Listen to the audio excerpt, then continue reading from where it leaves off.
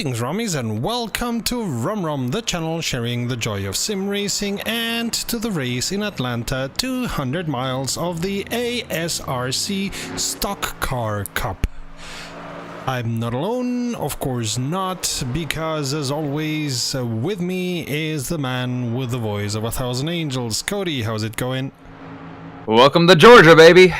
It's good to be here. I'm very, very excited for this race. Last week's race was on a very similar track, a 1.5 mile intermediate D-shaped oval, owned by the Speedway Motorsports Company. So this is going to be a lot of the same drivers, a very similar track, and I think the racing will be equally as exciting as it was last week, if not more so, because these drivers, they're getting more experience, they're understanding these cars, these tracks a little bit more. Hopefully we'll start to see some of the lessons learned in the last race play out with regards to strategy. We saw a lot of drivers who would get out front and really, really push. They'd push hard, and then they'd sort of fade a little bit. One of the biggest ones who did not follow that is actually a driver who hasn't set a time yet here in practice, which you're seeing the very end of right now. Fabian Ball. He was sort of the only guy who was able to get out in front, keep pushing hard and stay out in front. But everyone else, as they had their time in the spotlight, it was short-lived, and it was Fabian Ball's regularity of speed and dominance at the front that won him that race. So we're gonna have to see him versus everyone else, and everyone else, if they keep doing what they did last week, it's gonna be another Fabian Ball victory. So we will see. I'm very, very excited for how this could turn out, and we will get going with qualifying somewhat soon, it looks like. You see a couple of drivers still out on track finishing up practice, but then we will begin a few minutes of quali and then get rolling. Speaking about the drivers, Fabian Ball, as you can see on your display, is third in the overall position. Alexander Meshkov and Mike Van Doorn in front of him because of points. Then Igor Ignatenko, Matthias Kiskovac, and a lot of other drivers.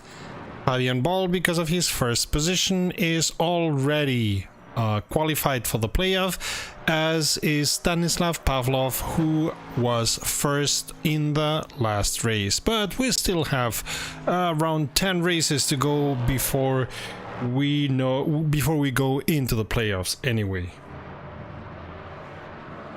I believe it was 2 weeks ago at Auto Club Speedway, that's in California, I sort of read off some of the films that had been shot there.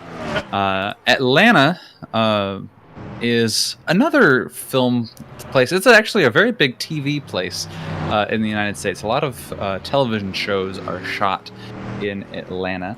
But I mean those that are not shot in Canada? Yes, a lot of them are shot in Canada, sure. Australia has quite a few movies and TV shows as well. So, shout out to Speed Racer. Actually, was filmed in Australia. So there you go. But wanted to point it out: Smokey and the Bandit 2, opening scene of the 1980 film Smokey the Bandit 2. That's at this track. Never seen that movie, so cannot speak. Logan Lucky I did see, and I think they filmed parts of it here. Yes, yes indeed. Logan Lucky was a good movie. So your standings in practice right now is in the pits at the moment, but Jacob Kowalski has been leading practice, 29.557. Get an idea of what's a quick lap around here. Nikolaj Gerasimov second behind him, 28.893, and Timon Suvik in third, 30 flat. And we're going into quali soon enough, like right now.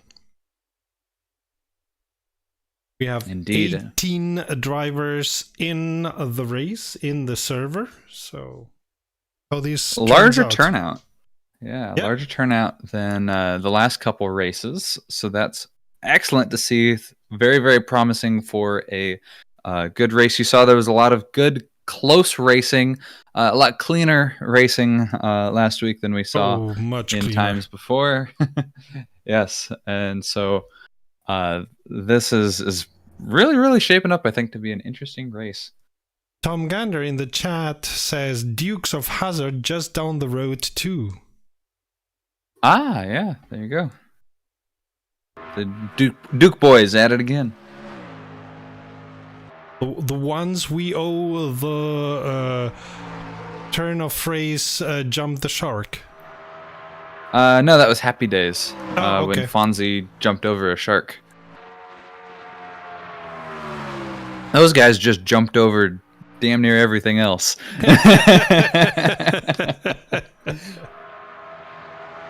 Hey, we have a shark. Shall we jump over it? Nah, they're gonna do memes in 10 years about it. Okay.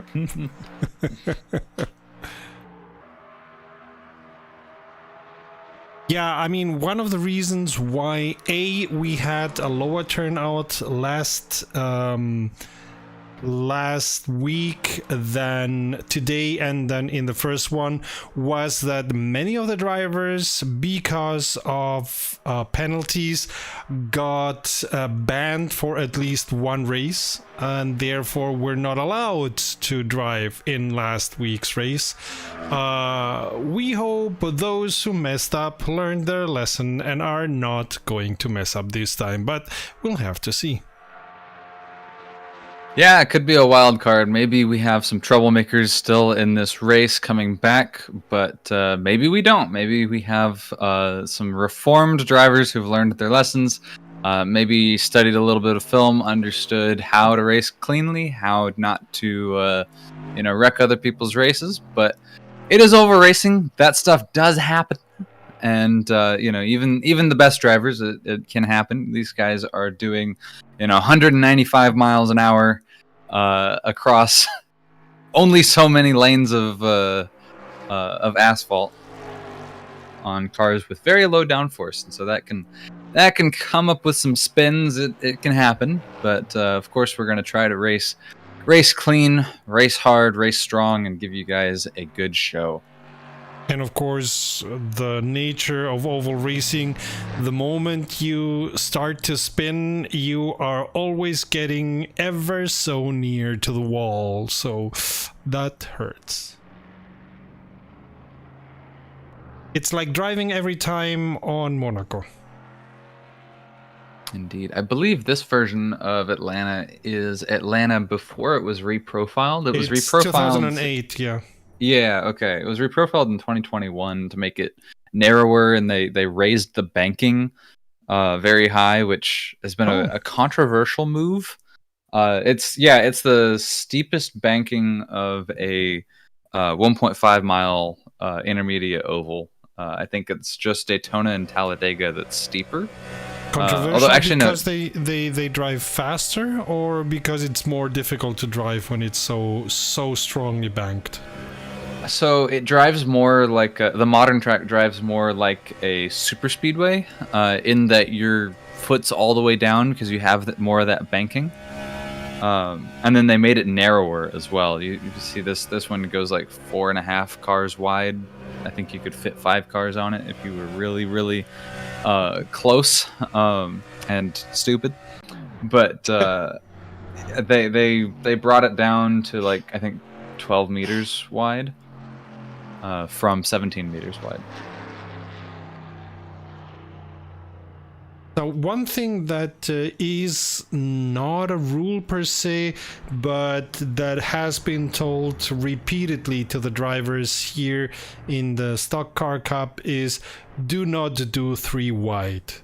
Do not go 3 wide. It's frowned upon, and if because you insist on going 3 wide there is an issue on track, you are gonna be hearing from us. So that's one thing that in the first race they did not do. Like, they went 3 wide, and well, it went as it did. Understood.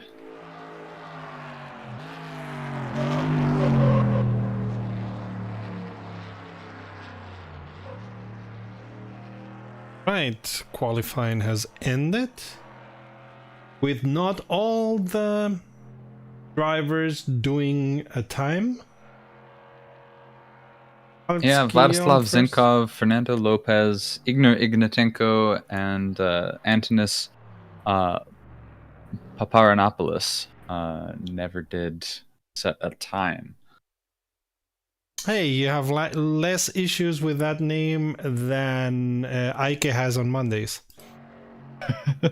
Because this guy also races on the Russell Cup Mondays, and well, Greek is easy because it's all phonetic. Yeah, you know, it's long, but it's all phonetic, and so you can just sound it out, read it how it's pronounced, or pronounce it how it's read, and you'll do okay. But you know, with some of these names, it's like, oh, okay, you don't pronounce that syllable. All right, sure. Why is it written? But Greek, at least as it is translated into, you know, the letter forms that we know in most of the Western world, it's much easier to pronounce.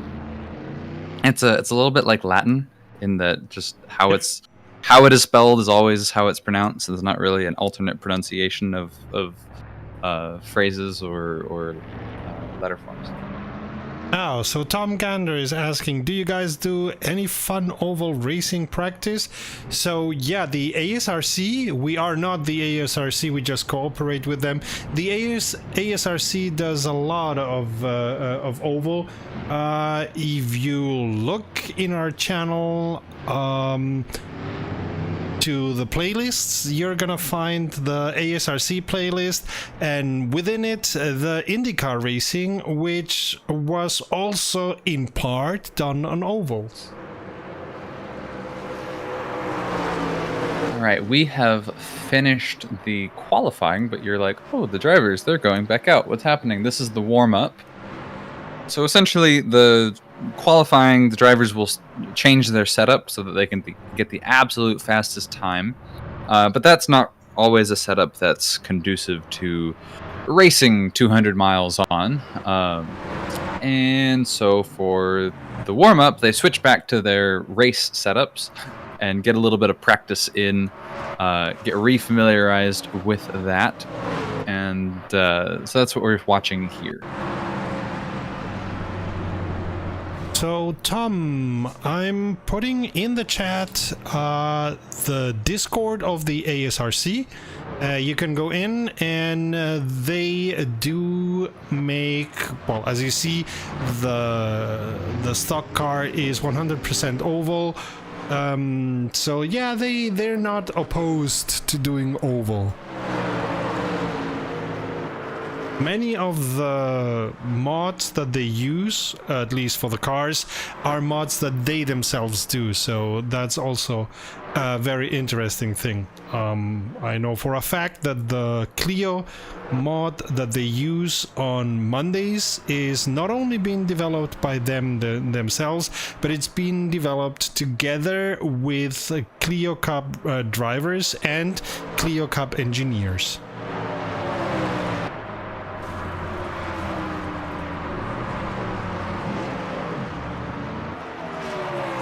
And yes, so it's 200 miles. The track is how long again?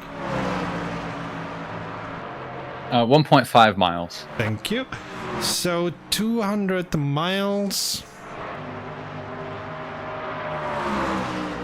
Technically 1.54 if you're trying to be accurate. Ooh, Fernando Lopez slams into turn 1. Ouch. Luckily for him, it's just the warm-up, and it's sim racing, so he can just go back and get a new car.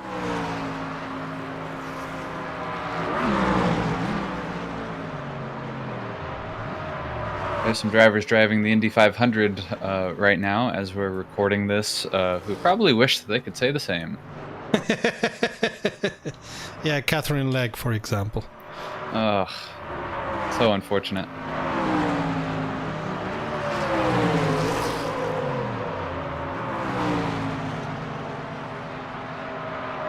She had an incident directly at the beginning of the race, right? Like Yeah, she I believe she tipped the wall as she was coming into pit, and yeah, so it was actually as she was leaving to pit. She was accelerating from her pit box and spun, and she Oops. caught it.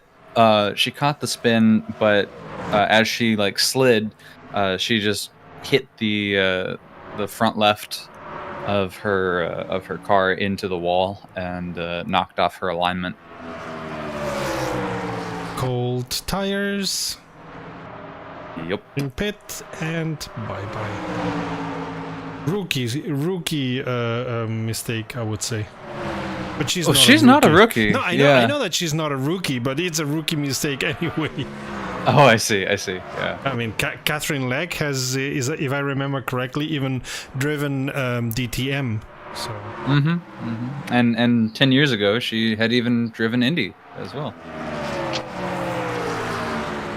Oh, so this was a one-off for her? I don't know. I'm not that familiar with IndyCar. I haven't been following it this season at all. I don't remember seeing her name in the different IndyCar races, but that doesn't mean anything because normally if you're driving, I don't know, like in place 18 or so, you don't appear on TV. Yeah, so she's done DTM, she's done Formula E, European Le Mans. She's a great NASCAR. driver. Of course, Le Mans. She raced at Le Mans as well.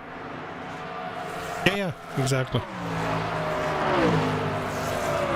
With Sofia Flörsch and Tatiana Calderon. The all-female Richard Mille team. Yep. So I don't see her as she does one-offs on IndyCar, it seems. Okay. Funny that whoever set the table on Wikipedia needs to write which kind of chassis they're using. Like, yeah, not much difference between all these guys.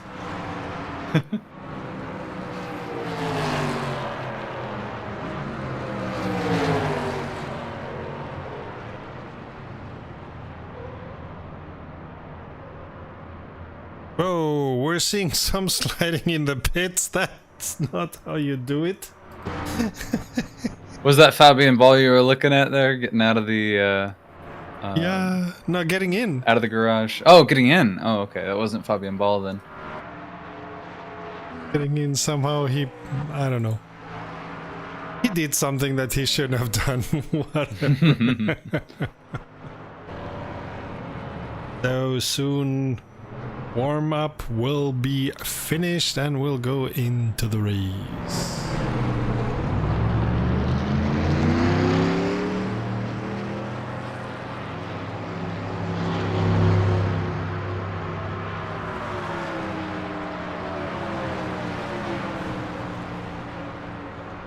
And we have proof that rFactor 2 in pits, the cars are not transparent, which was something that Eike was saying last week. You don't ghost in pits in rFactor 2. No, you do not. If you are in pits and you have a car in front, go on the brakes. If not, you're gonna break, your car. So they're doing mostly consistently 29s and 30 seconds per lap. That is looking like the time to beat. Gerasimov's the only one who's done a sub 30 in the warm-up so far. This is going to be, on the race setup. Of course, these drivers, they're running apart from each other. They're not drafting behind each other so much. So we will likely see faster speeds during the race, of course, as these guys go quicker whenever they are teamed up with each other. That's one of the other things that I hope that they have learned a little bit more of, running with each other and gaining that speed. In rFactor 2 especially, you get a lot... Oh, yep. In rFactor 2, you get more of a speed boost whenever you're behind. The guy in front doesn't get all that much of a speed boost. But what you can do is if you keep trading off, the guy behind passes, and then the guy, who then goes behind, follows behind, gets that speed and passes again. That's usually a good way that they can layer their speed. The only issue with that is, of course, you have to work with them and not against them.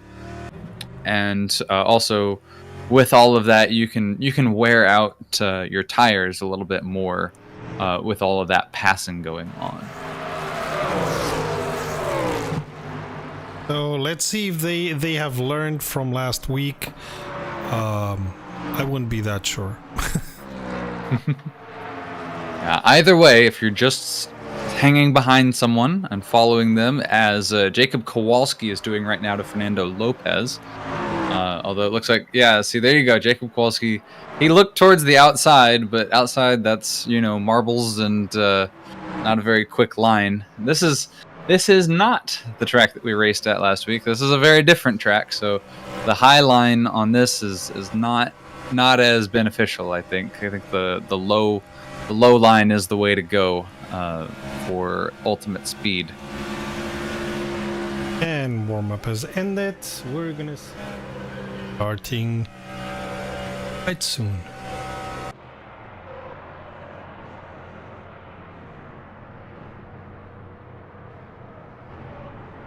Ooh, Fabian Ball, big hard hit, car on fire there at the end of the warm-up.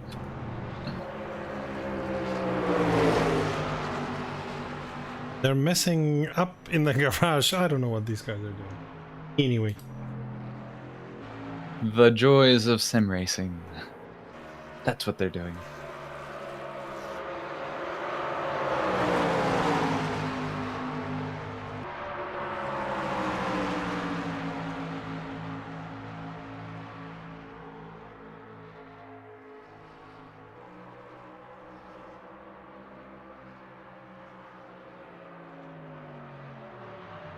So yeah, there's 3 mods called Atlanta on rFactor 2. The one is Atlanta 2023, if I remember correctly. Maybe it's Atlanta 2022, but I think it's 23. Then there's the Atlanta road course, which has nothing to do with the speedway, and Road Atlanta it's called. And then we have this one here, which is Atlanta 2008. Atlanta is spoiled.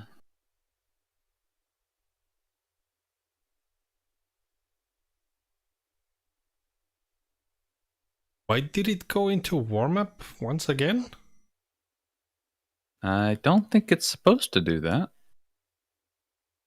Let me check the Discord to see if there's any issues.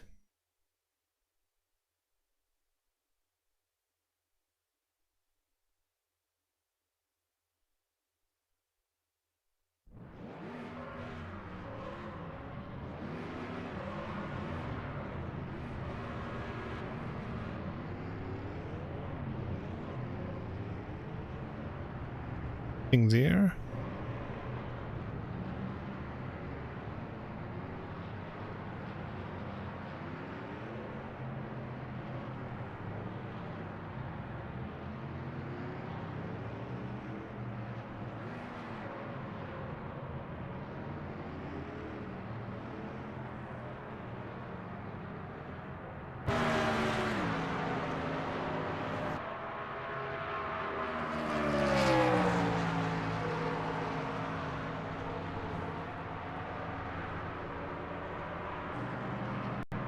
Normally when the server goes into a second warm-up, it's because race control has to check something or has to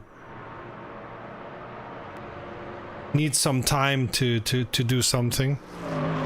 Yeah. Yeah, you can So see these drivers. It's exactly that. I just got information. Need to sort out some stuff. Yeah, okay.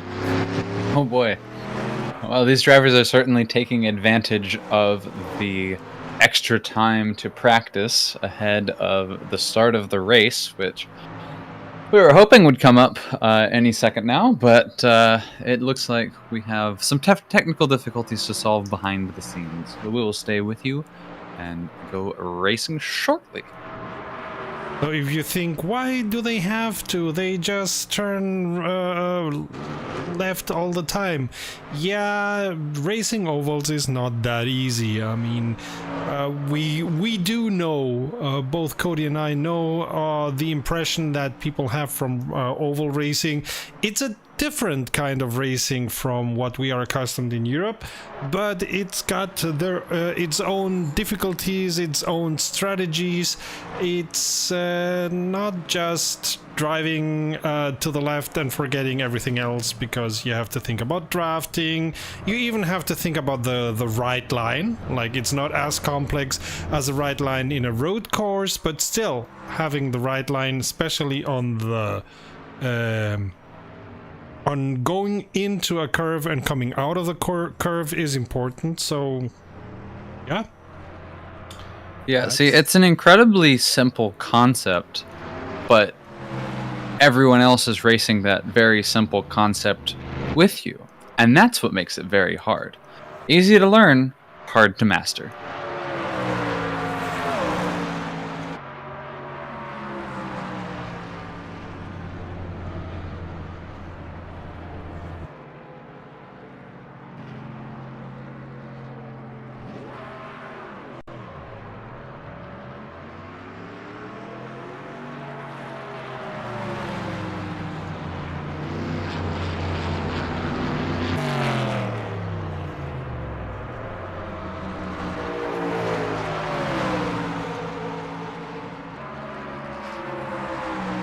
So I have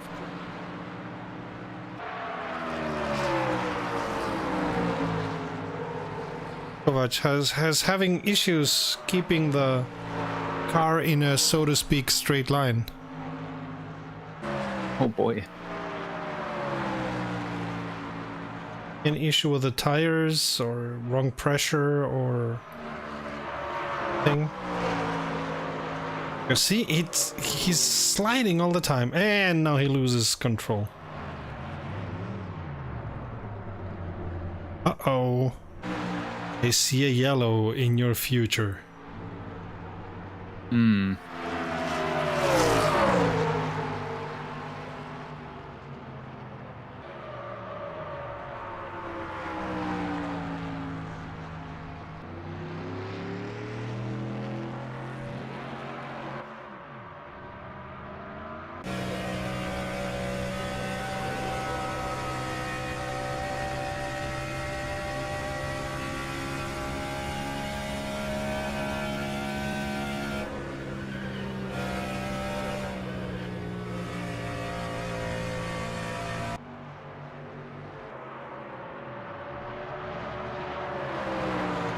Asimov almost riding the wall. That's not a good idea.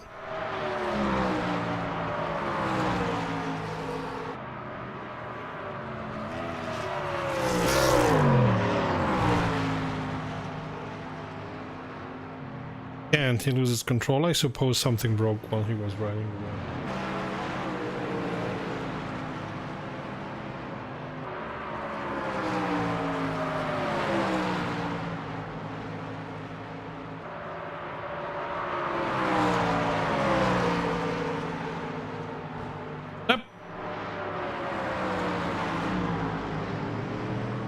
Was gonna talk about how well he was driving. Luckily I didn't start talking about that.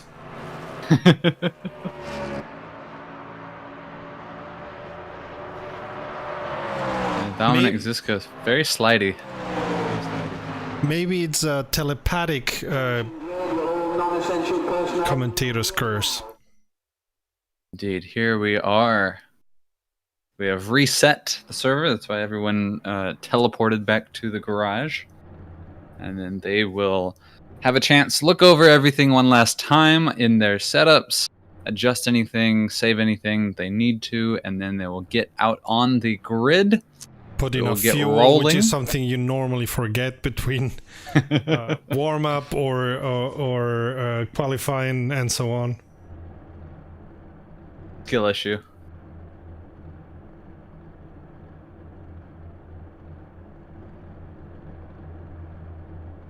When I race in multiplayer, it's something that you always hear. Wait, the fuel! Oh, damn, the fuel! Where's the button for the setup again? Then you hear race control saying 30 seconds before race, no change in setup allowed, and you hear some groaning. You know that there's somebody who's gonna go into pits soon. Oh yeah.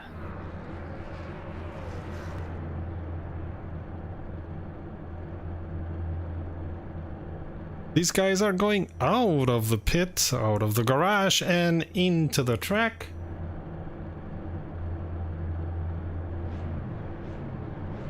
See that rFactor 2 safety car, that C6 Corvette, just waiting and ready to go. Here we go. Moving. He gets rolling. And I think they do 2 laps before the race starts. Jacob Kowalski starting on pole, Stanislav Pavlov in second, Nikolaj Gerasimov in third. Fabian Ball, last week's winner, is in fourth. Timon Suvic rounds out your top 5. Let's see how long they keep those positions. Well, we've got a lot of hungry drivers in this race, for sure. Jacob Kowalski in the very neon color, hot pink and lime green number 9 car for Kowalski Motorsports. He is going to be, of course, trying his very best to, keep that. He would love to finish in the position that he's starting, but the chances of that happening historically quite low. It is very, very rare. I know the stats for a Daytona 500 race, but just in general in racing, I would say, but in NASCAR specifically, it's incredibly rare for the pole sitter to actually win the race.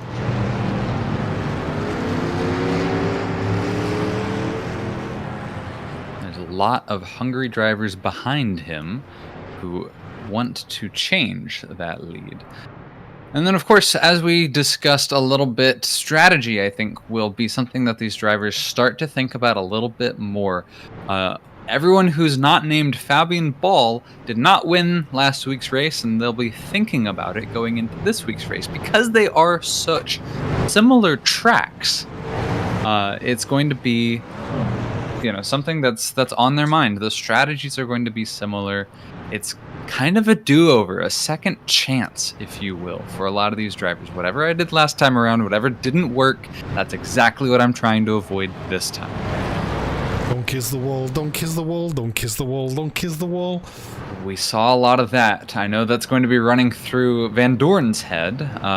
He was very, very familiar with scraping the wall. Nikolaj Gerasimov as well. A lot of key moments in the last race where, he had a very good run. He goes to the outside to try to pass and scrapes the wall hard.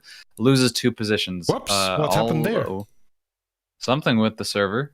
Yes. Oh, server reset. Bit of a technical difficulty here. This happens. Oh, bother. Thankfully, we had not gone racing. The pace car had not even gone in yet.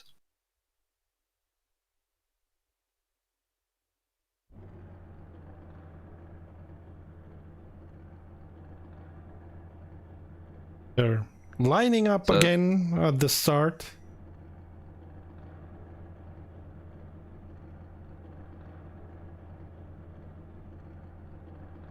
Or maybe this is part of the stuff that needed to be sorted out and somehow wasn't. Quite possibly, quite possibly.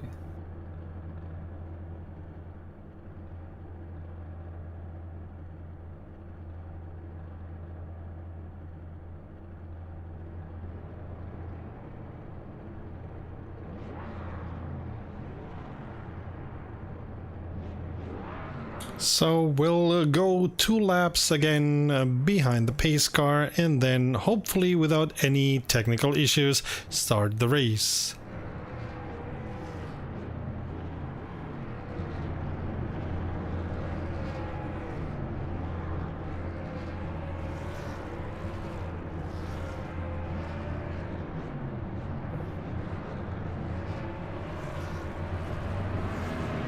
There, and they start driving behind the pace car once again. Jacob Kowalski doing a little bit of a burnout there. He's excited to go racing. Well, yeah, he would very much be.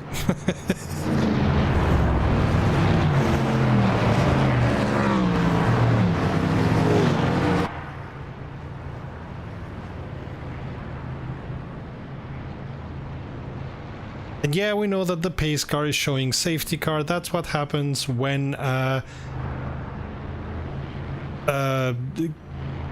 development studio from the Netherlands does ovals.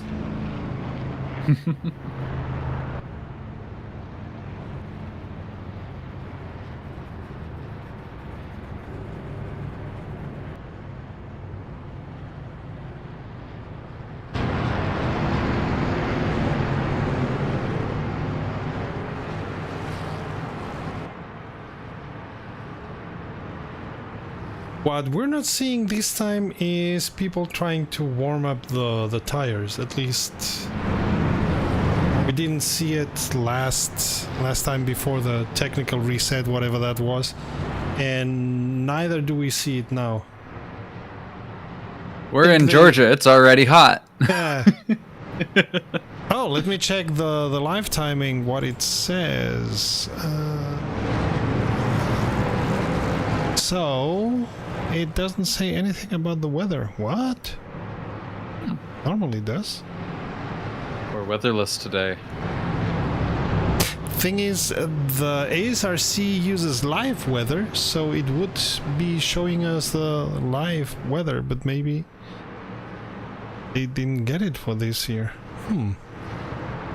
Well, right now it is 77 degrees Fahrenheit and sunny in Atlanta, Georgia today. Humidity, 40%. It's a sweater, even though it's only 77. Actually not that hot as far as Atlanta goes. And before the Europeans fear for the United States, Cody's of course talking in Fahrenheit. Yeah, I'll translate that for you. It's 25 degrees Celsius. And there's a high today of 27 degrees Celsius, and that's 81 degrees. Actually, hang on. That's, oh, I'm sorry, that's weekly. That's not. It's just going to be 1 degree, 1 degree higher. Yep, high of 77, low of 59. In Celsius, that's a high of 25 and a low of 15. Here we go, about to get rolling. Whole lot more interesting than the weather. Here we go. Green, green, green. Let's go racing, boys. There we go. Kowalski, of course, keeps leadership for now. Oh, here we go. Going through turn 1 and turn 2. While looking at the outside. No, not going there.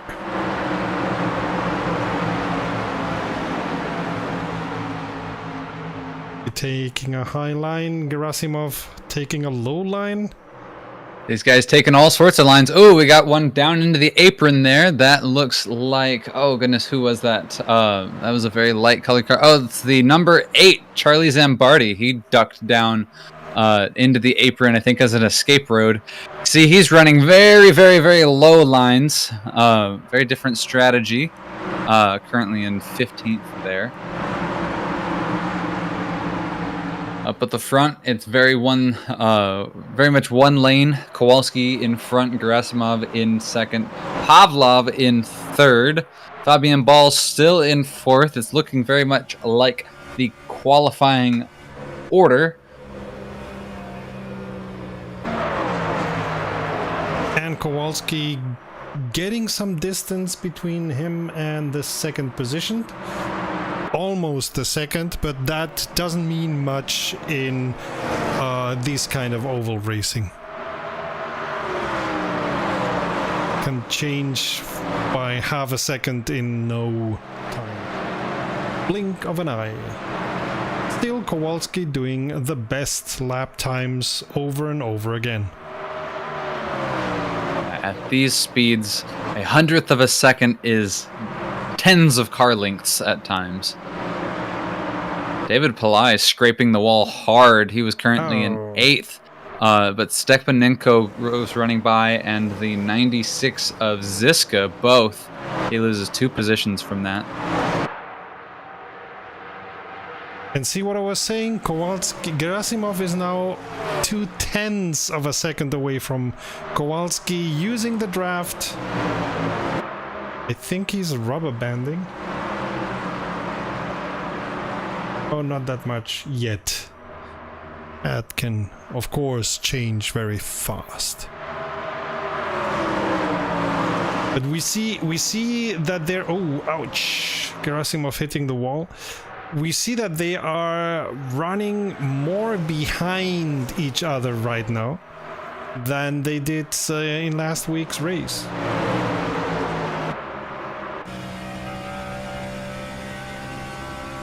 Nick Stepanenko very, very close onto the back of David Pillai, who seems to have gotten his position back.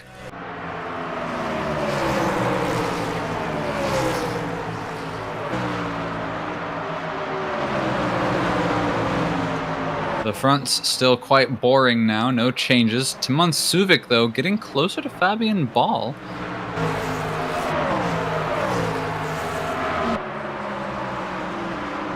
Fabian Ball, who looked as if he was going to get into the front rows, but then he, I don't know, maybe he just took it easily or he just missed one opportunity. Something that's difficult to say when you're not inside of the car. Laps into this race. And for now, knock on wood, no yellows. Oh, Lopez has DNF'd. Nando Lopez abandoned the race or had any kind of issue. I'm going to look to see if...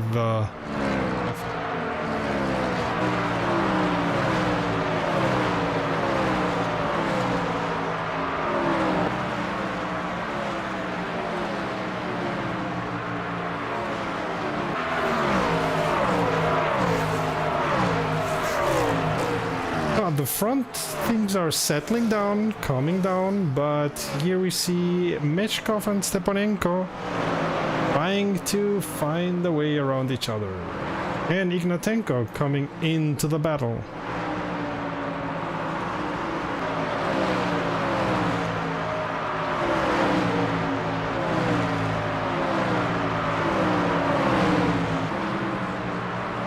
Ignatenko looking at the inside. Oh, and hitting Stepanenko and losing control because of that. Stepanenko had nothing to do with that. They all come away from it pretty well, looks like. Alexander Suraima into the pits for the Promix Frost team. Quite soon. Yeah, he's running the number 3 that is usually driven by Callum Lloyd, it shows, but that is Suraima. Not a custom livery.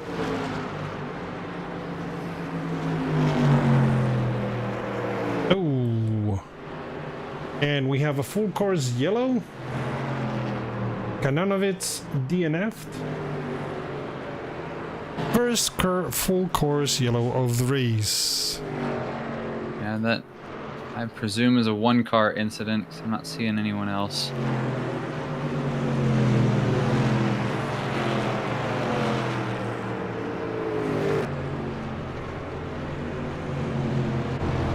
Well, it's gonna compress all these drivers back together again.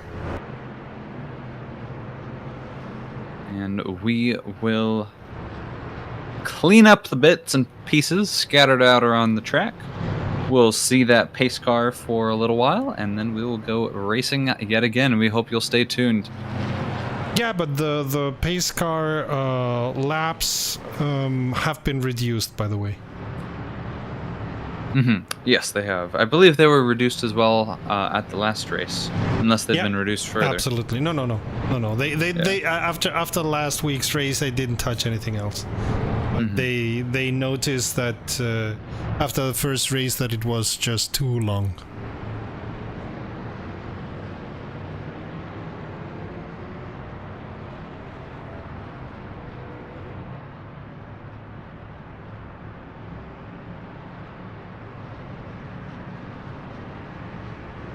And yes, we know that rFactor 2 is also telling you safety car instead of full course yellow or pace car out or something like that. That's not something that we can change because we don't have access to the code of rFactor 2. And as I said, these guys are from the Netherlands, and those differences are things that somehow they missed or they didn't think about, or strangely enough, owned by an American company. It's surprising that Motorsport Games didn't tell them to change that, at least when driving ovals.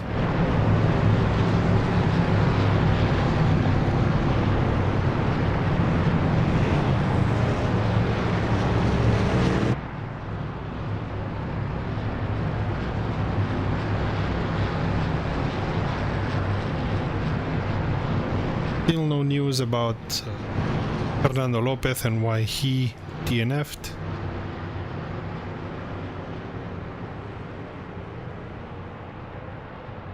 Well, while we wait, sort of, you're a vegetarian, right? Yep. So are we talking about food again?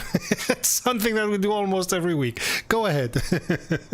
well, this is going to be a little bit of a departure, but I have a question for you.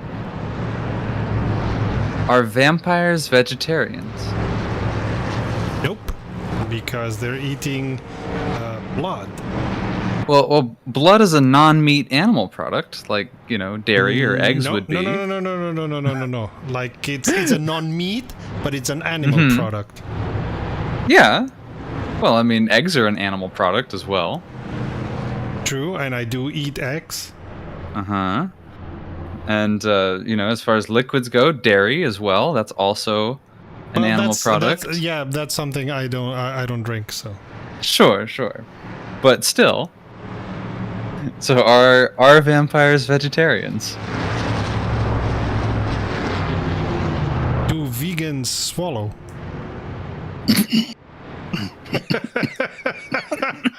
Okay, so from now on, I'm gonna be the only one commentating because Corey has to go into the hospital. Oh my god.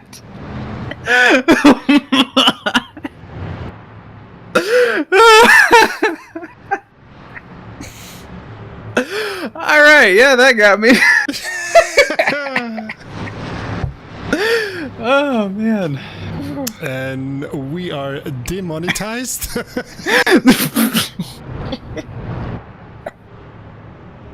the other hand, I didn't say anything. Oh yeah, no. Didn't use any four-letter word or nothing. Nope, not a one.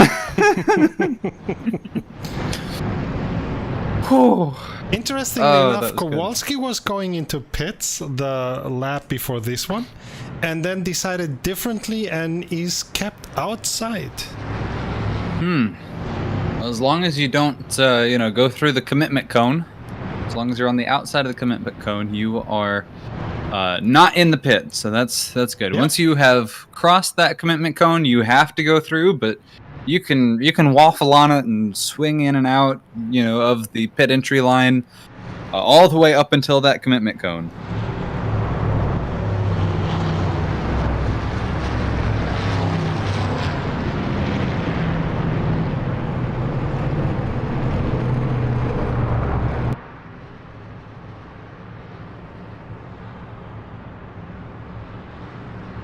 longer pace car, full course yellow, than I was expecting. Yeah, that's interesting. Maybe that has something to do with the whole, you know, server reset. Maybe that resets some settings. That can be. Yeah, the lights on the pace car are not out yet, and we're still going around laps. So we'll see. I would hope that this upcoming lap, since looks like everything has been set, I would hope that this upcoming lap, those lights go out and we go racing the next lap. But we'll find out very shortly here as we're coming along the home stretch. That D-shaped bend, very similar to my home track, Texas.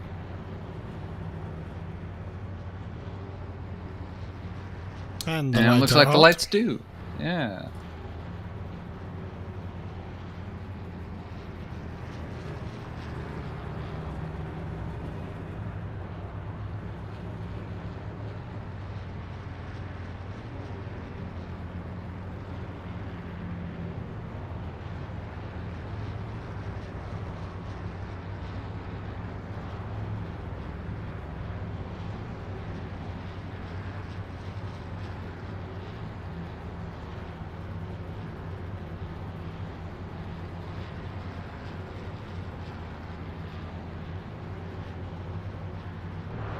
So we have two cars from Kowalski Motorsports on first and second.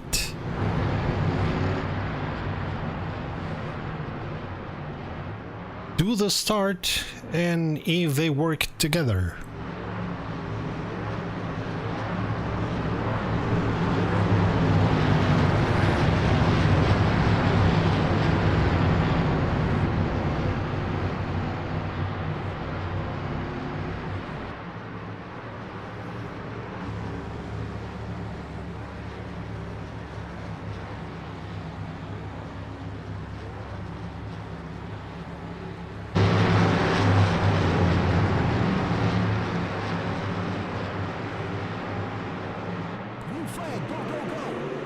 Here we go. Whoa, Antonis in the 87 had a bit of a wiggle there on the restart. I think he mashed the gas too hard, lost 2 positions from that. But other than that, we go green fairly cleanly. That was almost... Cautions beget cautions, they say. Yeah. They went 3 wide for a small moment there. Holy cow, look at Gerasimov, the speed that he has, scraping up against David Pillai there. But luckily nothing more happened. Yep. Oh, David Pillai goes wide and has a hit there, yeah. Uh-oh. No, not a full course yellow, it was just momentary. Or is it now? No, it's just momentary. I'm not seeing anything. Okay. There's a lot going on Drivers here. Drivers are slowing down though. I think it may be the case.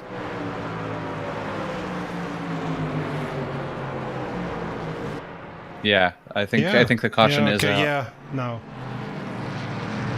A little bit. So.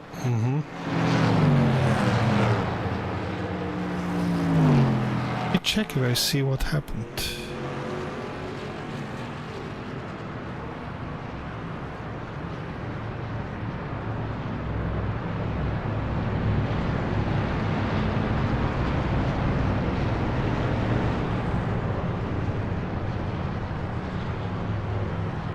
Thing is, the live timing server is behaving very.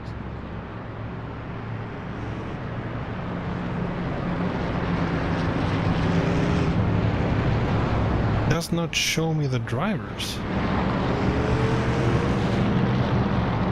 Everything else it says, yeah, it's going, everything is going, but no drivers anywhere.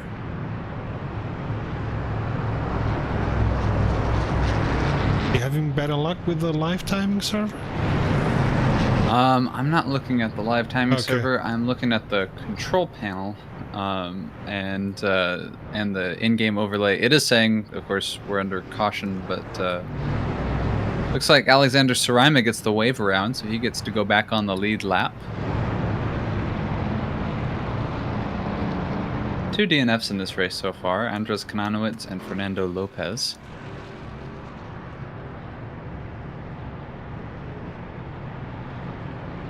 It looks like Sarima, he'll still remain 1 lap down, but he's no longer 2 laps down.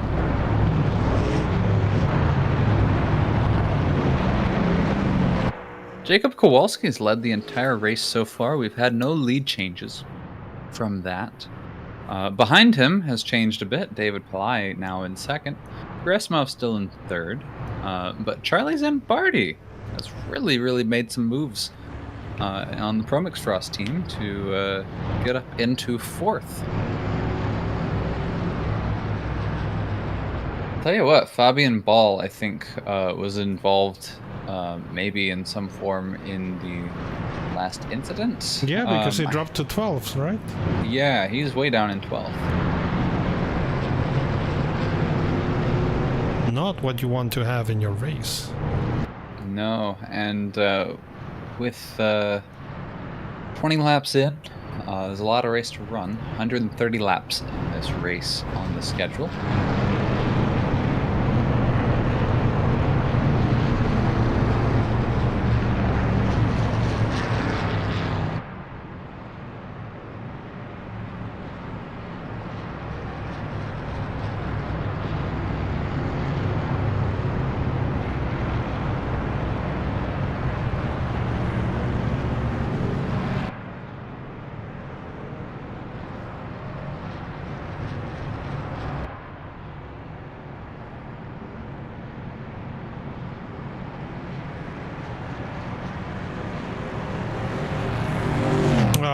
Kananowicz DNF'd because he had problems with the throttle settings, and then the game crashed to desktop.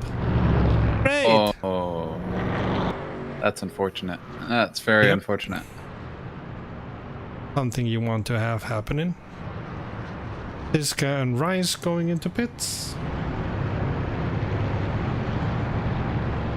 Interestingly enough, Kowalski still not in pits. No, he stayed out so far. I think he may try to ride that lead. The lead, I will say, is, you know, it's not the best as far as strategy goes, you know, for fuel saving, for tire preservation, for top speed. But you're not going to get caught up in as many incidents, you know. Someone's not going to crash out in front of you unless they're a lap down. And so, at least in the early race here, it's a safe position to be in the lead. So he may be trying to hold on to that. Or it may just not be time to pit yet. He might not need fuel, he might not need tires just yet. And he thinks there will probably be another yellow in the near future, which, that's a safe enough bet. In ovals? Yep. Mm-hmm. Here's Sarima. I guess Sarima is getting another wave around because he's passing the group yet again. Are you sure? He's shown us as in third position. So yeah, see, that's the thing. I think because Sarima was laps down. So what's he doing in third? Ooh, that's strange. That's very strange. I'm not sure that that's supposed to happen. All in pits.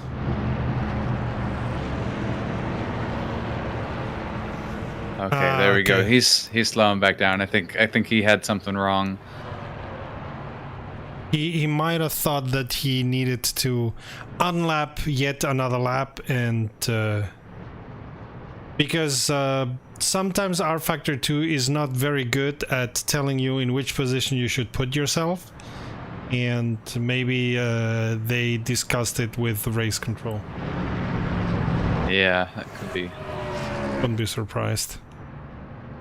I've had races where I was first and for some reason and didn't overtake anyone and nothing, and for some reason rFactor 2 started telling me, hey, get behind that and that, and I was like, why?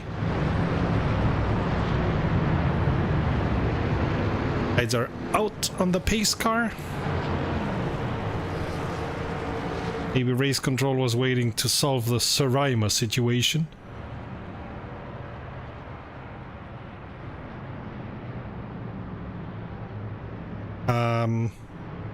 Alai is now in front. He should let go of the throttle, at least before they cross the start and end line, or he may get a penalty.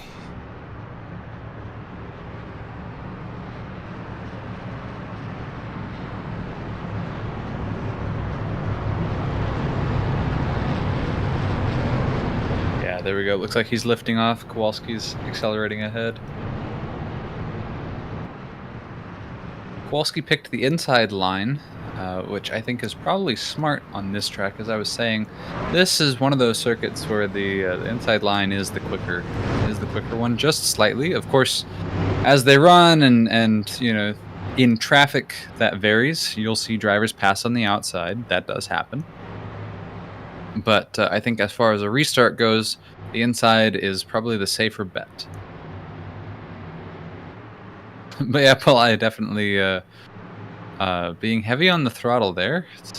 Let's see what happens here. Kowalski gets ahead in time. He does. Yeah, he does. Just barely. Oh, Whoa! Palai, and there we have Hard spin from Kowalski. Hard hit into Palai. Full course yellow. Yeah, Zambardi involved. Oh.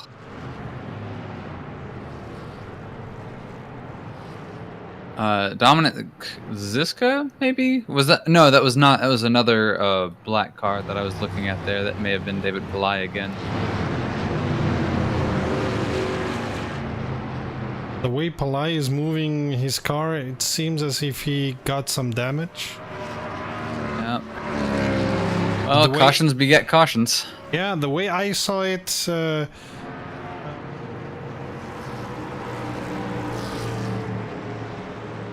was Kowalski who went into Palai. Like, he somehow slid, lost control. Yeah, Palai needs to do some repairs on the car. Clearly. Yeah, I think what happened there was, you know, we saw Kowalski a little bit back behind. He was waiting for that acceleration line, but once it hit, I think he was a little bit slower. He recognized that he was going a little bit slower than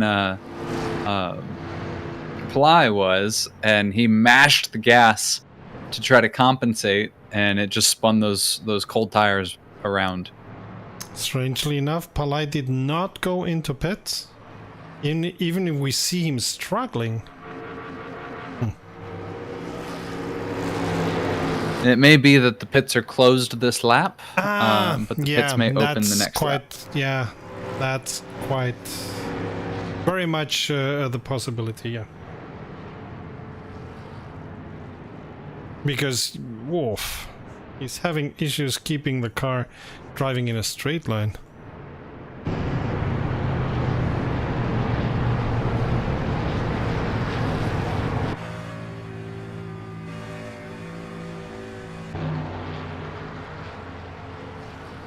Nope, but now he doesn't go into pits yet again. I think after one lap, pits are open. What is Gerasimov doing to the pace car? Bump drafting? I guess so. I do know if you make contact with the pace car in rFactor 2, it will... in deep doo-doo. Yes, it will give you like 100% damage to the front of your car. So he's playing with fire.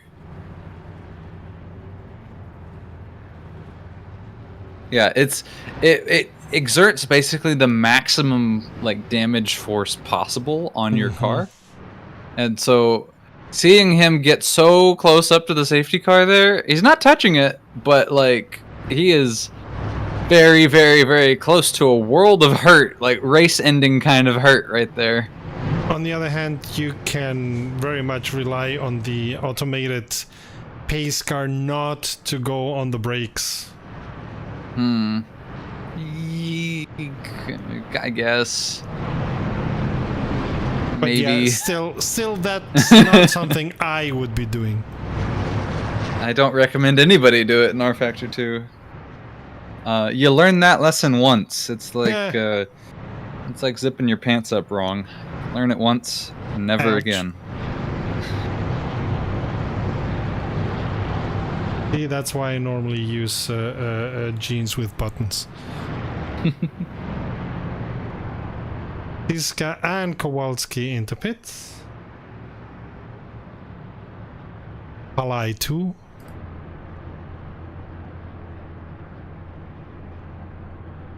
Heavy repair. Asimov still playing with fire.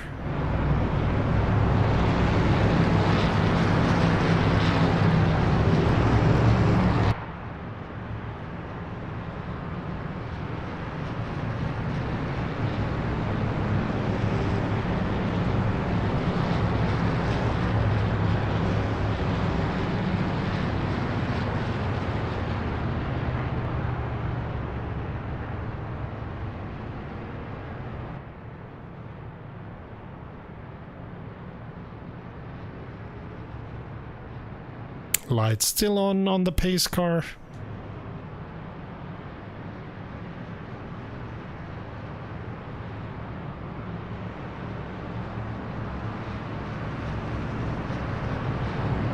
Oh, Palai saying that it was his fault? Okay.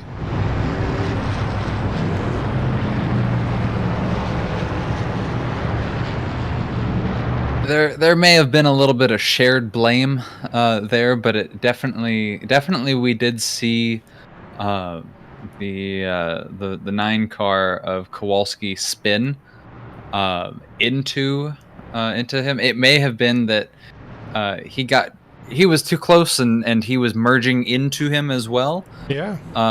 And so it could have been that a collision was inevitable, but we definitely did see, from our camera angle, we saw Kowalski spin on his own into him. And so it could just be that it's a racing incident, no fault sort of thing.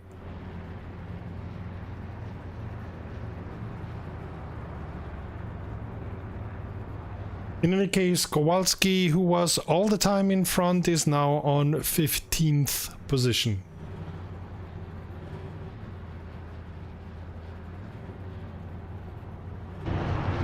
Lie just behind him. I know, Siska got in between now.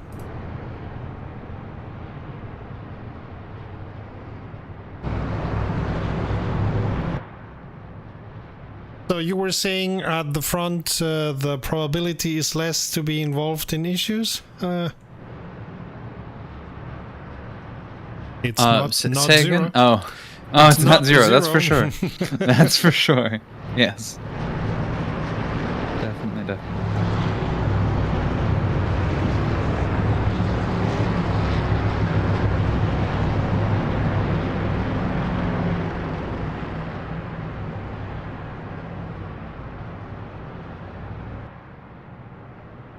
Lights are off in the pace car.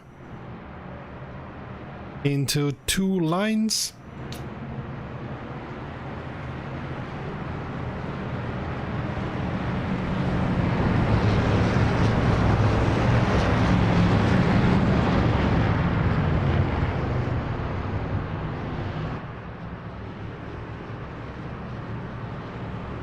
Don't mind the information that you see in the tower of Saraima being in pits, he's not.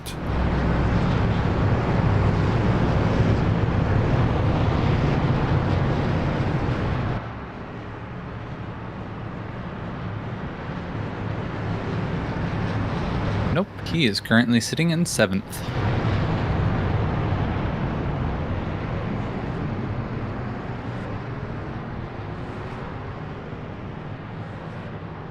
Normally, the cars need a minute to drive around to the track. Behind the pace car, they need a minute and a half, like 3 more.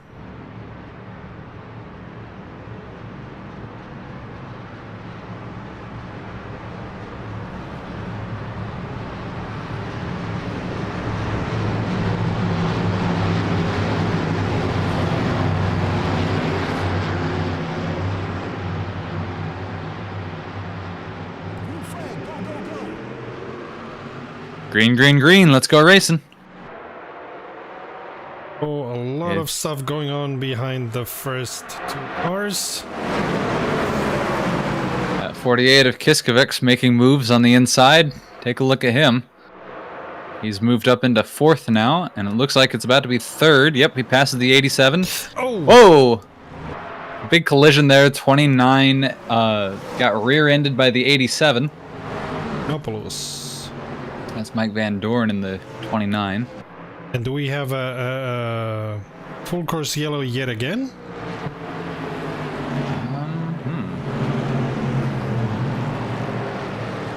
Yeah. It looks like we have some slow guys going way in the back. Palai, Zinkov, Ball.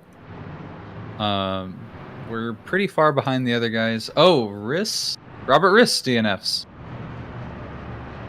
So yeah, it looks like both of us missed the action there, but definitely did see a crash. Walski meanwhile moved into 12th. Gerasimov clipping into the pace car. So I guess they have collision for the pace car turned off. Where I don't know, maybe in one of the recent updates they changed how the pace car behaves. Maybe there's something that he knows that we don't. Can be, but I didn't read anything about that, and I do read all the notes. So.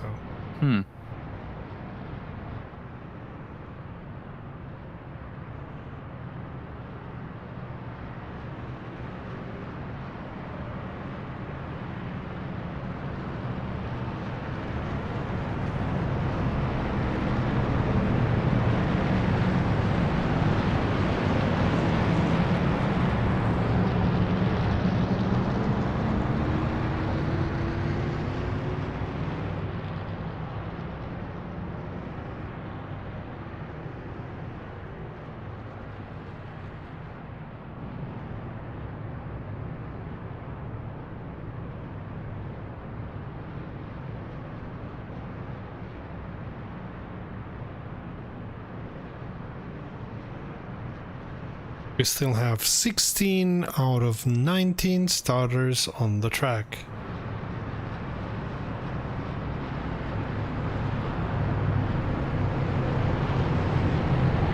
And we are 32 laps in. It seems those who were not able to drive the last race did not learn their lesson for this race, or maybe those who were in the last race got overconfident. Are already on the 3rd. Is it the 3rd or the 4th? 3rd, I think. Pace car, full course yellow.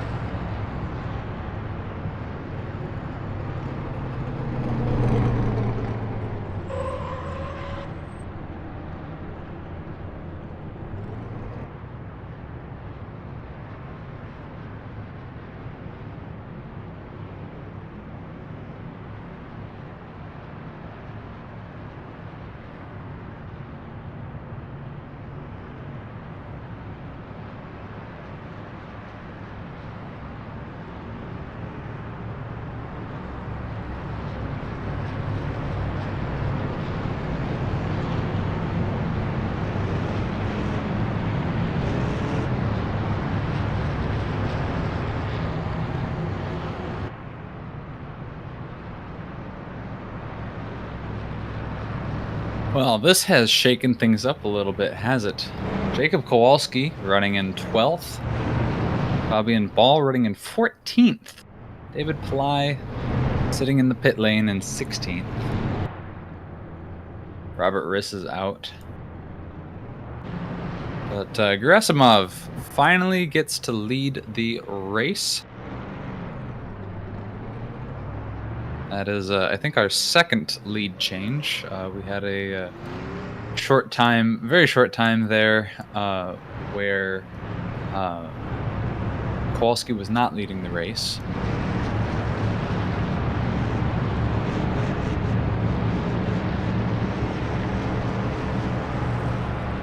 But I didn't catch who was.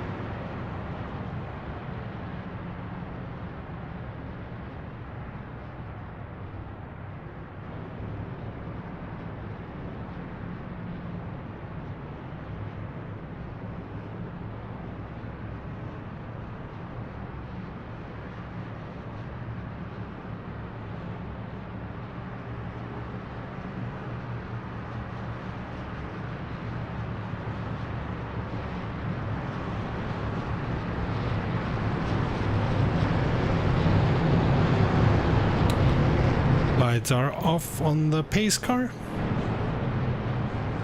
Indeed, indeed. Let's see how many laps, if we do any full laps, and how many we do after we start racing.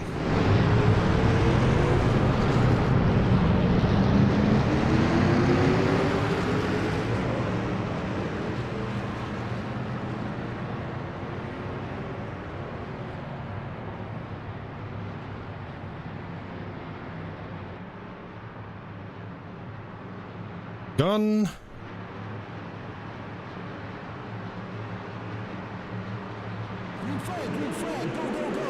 And we're racing again. Dorn Go, go, takes go. the lead.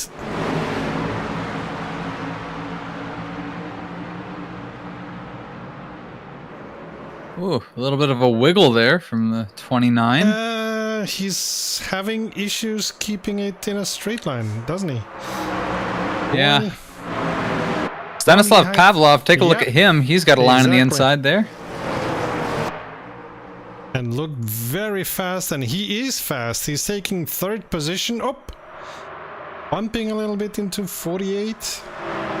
Into right home about. Right, and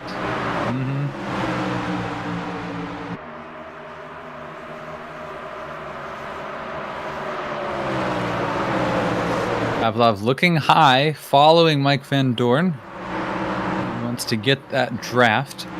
We can slingshot past him. We get Gerasimov, who is flying away.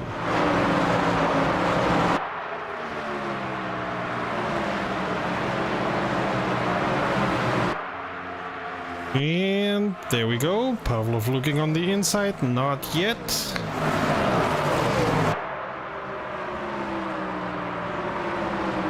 And now he is going for the second position. But he doesn't get it done yet. Yeah, I think now he did. Yeah. Gerasimov sets the new best lap of the race, 29.906. Van Dorn takes the inside and tries to regain the second position. Nope, he doesn't make it now. Let's...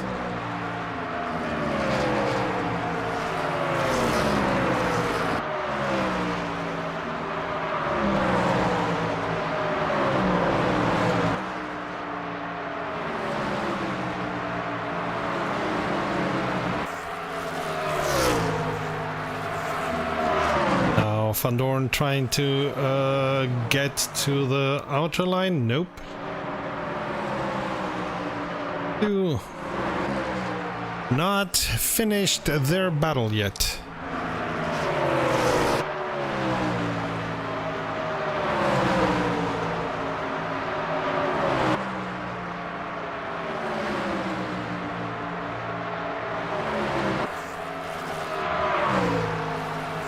And now Van Dorn on the outside.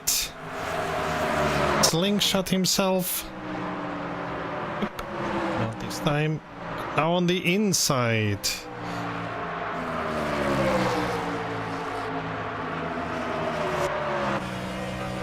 He's for sure trying to find his way around Pavlov. Oh, for sure, for sure. Tell you what, the gap that these guys have on Paparanopoulos and Alexander Meshkov, who are yellow. Yellow's out. Why do we have a yellow? Oh, I know why we have a yellow. Charlie Zambardi, he spins. It looked like it might have been. He may have been entering the pits, but it was definitely on the exit of turn 4. He had a spin, looked like all by himself. But yeah, the yellow flag comes out. I don't think because of where he was that's necessarily needed. But yeah, Charlie Zambardi still very loose as a result, and the caution comes out.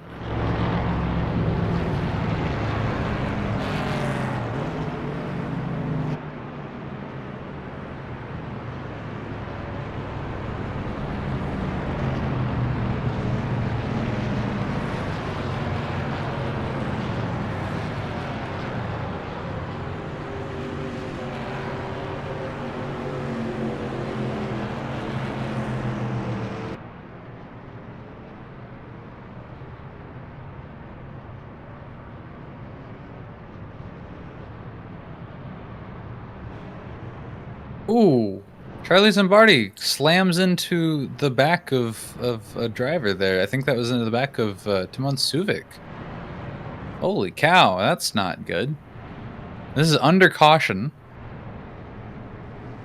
He was catching back up with the pack and just goes right into the back of him. Oh, and a spin! Loses control.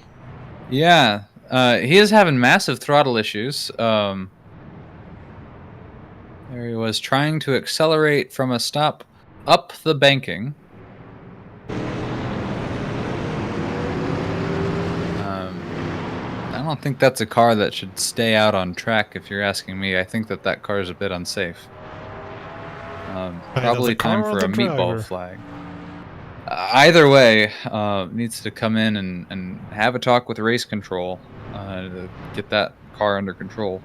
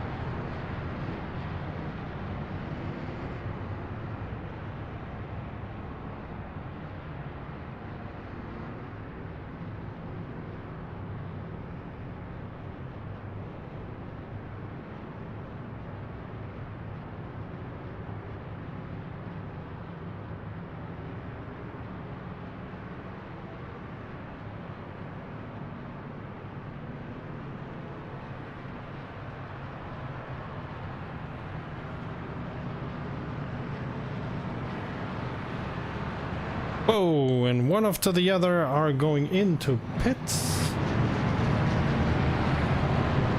Heck, even that's a Jakub lot. Kowalski.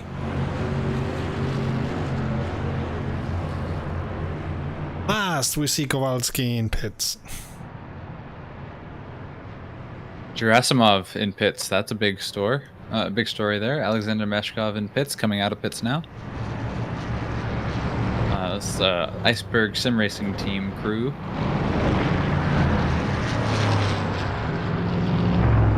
Meshkov, Gerasimov, Kowalski, Kiskovacs beats Kowalski out of pit road. A lot of drivers beating Kowalski out of pit road. Timon Suvic beats him out. Fabian Ball beats him out. Mike Van Doorn is out. It's Maybe Stanislav Pavlov going to start on the pole. He's feeling up. Yeah, could be. I'm going to presume that there's some damage that he probably needed to resolve, because everyone else, they're probably fueling up as well. We're on lap 45. But yeah, Kowalski took a long time to get out there. He comes out in 15th.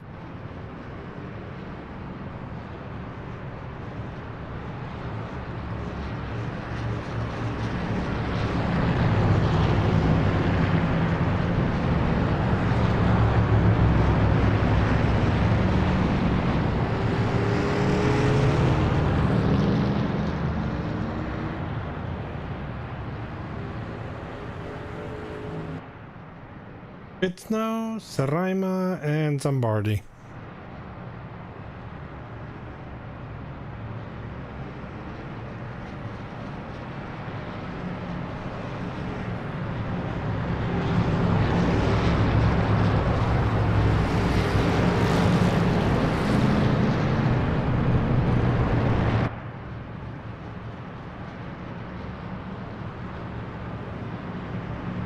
Zambardi already out of pits, so I don't think that he repaired anything.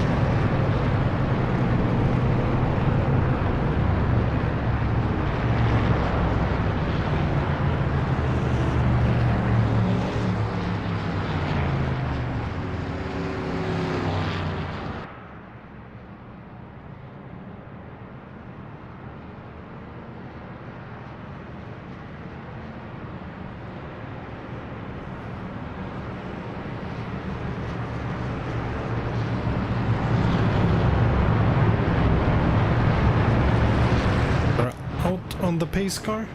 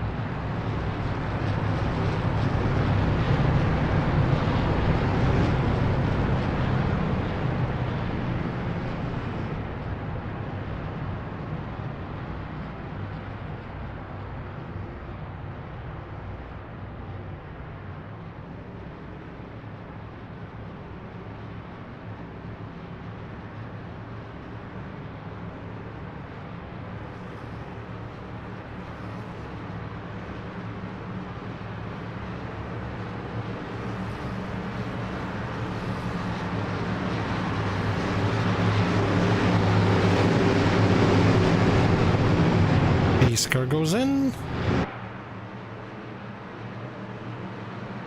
They're 3 wide in the... Oh gosh, that's gonna end up Yeah, Palai gets a penalty, I suppose, for going 3 wide. Pavlov takes the lead easily. And him Ignatenko, Zenkov. 45, Palai. He gets very loose. Kiskovitz gets loose. He doesn't spin, but boy, that was one heck of a save from Kiskovitz in the 48.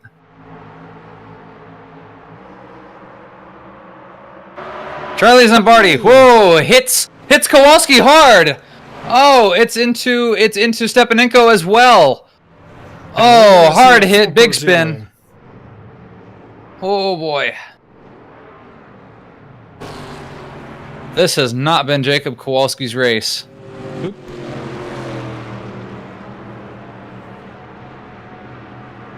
Yeah, Charlie Zimbardi, already a lap down, gets loose coming around after the first lap of the restart. And he was in a corner, gunned it too hard, got squirrely, and slid himself into Kowalski. After he knocked Kowalski off the track, his car continued to spin, and he went into the side of Stepanenko and spun him, sent him flying through the grass as well.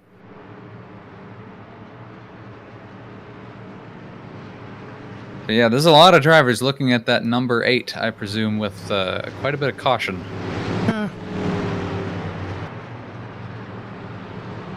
Stanislav Pavlov remains in the lead. Igor Ignatenko in second. Vladislav Zenkov third. Actually, I think Zenkov may be fourth because he's lining up behind Ignatenko. We'll see as these drivers sort themselves out.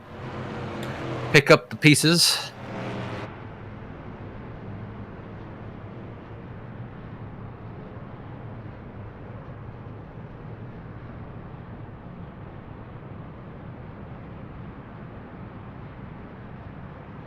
And Jacob Kowalski, I believe, was in the pits a little bit longer, I think, to repair damage that he picked up from the collision with the black car of...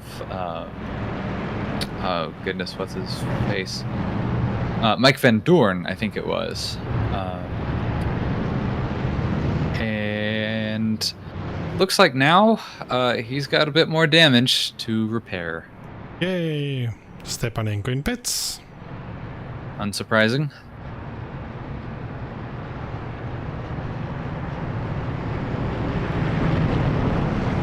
Looks like Alexander Sarima as well. He's on the apron on turn 1, so he's a little bit early, but he's signaling as if he would be going into the pits.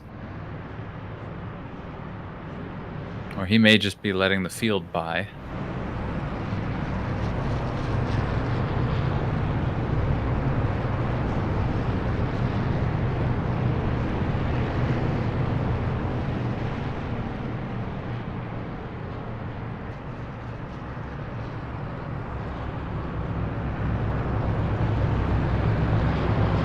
Yeah, Palai's penalty was for illegally passing before green.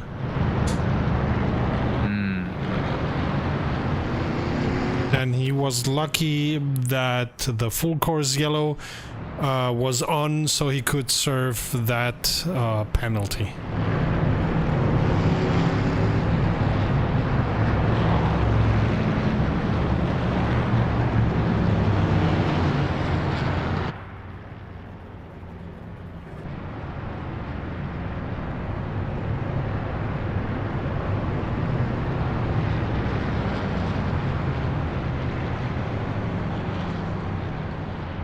Lots of drivers using the full course yellow to go into pits. Gerasimov, Kowalski, well, I suppose Kowalski is doing repairs. Parinopoulos, Stepanenko, and Zimbardi. Zimbardi may be doing repairs too.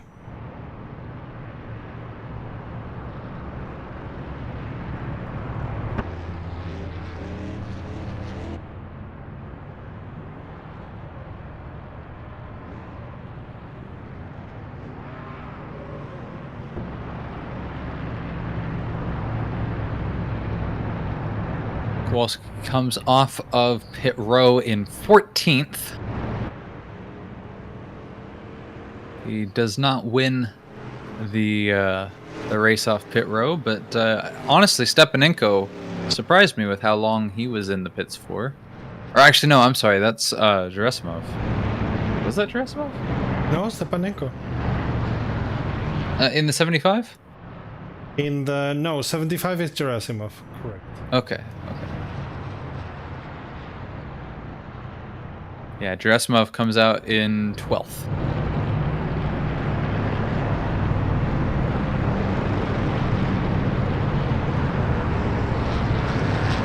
So it's Pavlov, Ignatenko, and Zinkov. They qualified mid-pack, have been mid-pack most of the race so far, but incidents involving the heavy hitters have left the lead wide open. It's anybody's race.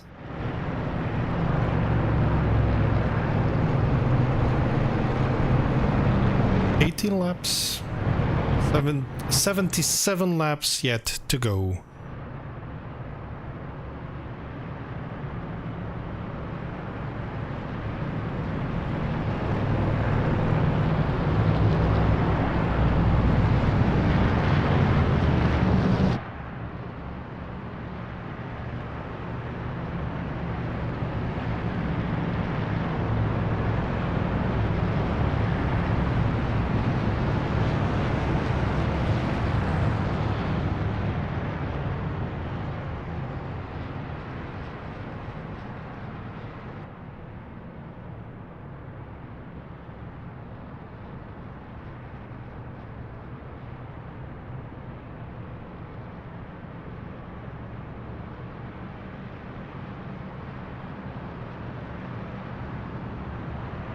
Hey Marty, how are you doing? I heard the final laps of the Indy 500 were quite a chaos. Oh, don't tell me. I want to go back and watch it all later. Okay, then I'm not gonna tell you that Catherine Leck finished, ended up winning.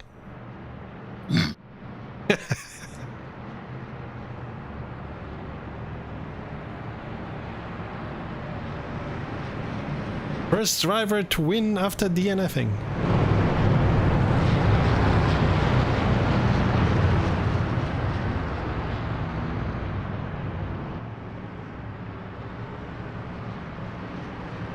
Hey Marty, thanks for becoming a member.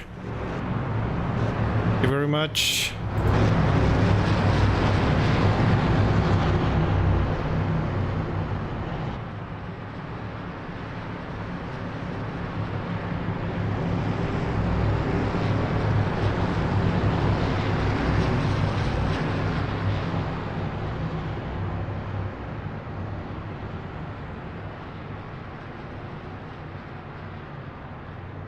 Lights are off in the pace car.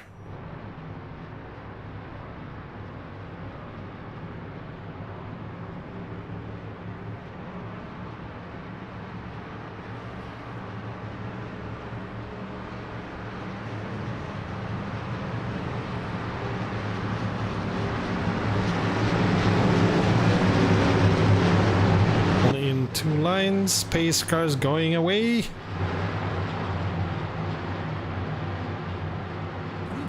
Here we go. Pavlov, Ignatenko, Van Dorn, and Zinkov. You're 1 through 4. Let's go, go, go. Ignatenko, great start. Pavlov, bit of a slow one. Mike Van Dorn goes around on the outside. Oh, and let's see how we do here. Now, crossing our fingers. It's okay. There's some touch there, but nothing came out of it, luckily. David Pillai got very, very loose, lost a lot of time, lost a lot of speed. Kiskovics gets around him. Paparanopoulos as well. Looks like he's going to pass him as well. David Pillai having some sort of an issue. They go 3 wide. Ooh, 87 has a touch there. Oh, double touch there on the 45. Yeah, David Pillai is having some sort of an issue. He is not able to maintain speed. Swings over right in front of Kowalski. Oh boy, that was dangerous. Kowalski now taking that to draft against him. We're gonna see how this plays out. Goodness. Jacob Kowalski going for the slingshot. This is for 9th place here. Kowalski and Palai. Kowalski gets around him, and Palai continues sliding down the order. Will it be Dominic Ziska who goes up against Palai next? We'll see. It looks like Palai might have found his footing here. He dives down to the inside. He's going up against Jacob Kowalski. Oh. Mike Van Doorn has overtaken for the lead. He's now in 1st place. Ignatenko in 2nd. Hey, guess who showed up to the party? Fabian Ball's in 3rd. Yeah. And getting second. He's in 2nd. Fabian Ball's in 2nd. Lap 58 of 130. We've got a lot more race to run apparently here. For a while it looked as if Pavlov was going to overtake Ignatenko, but for now not.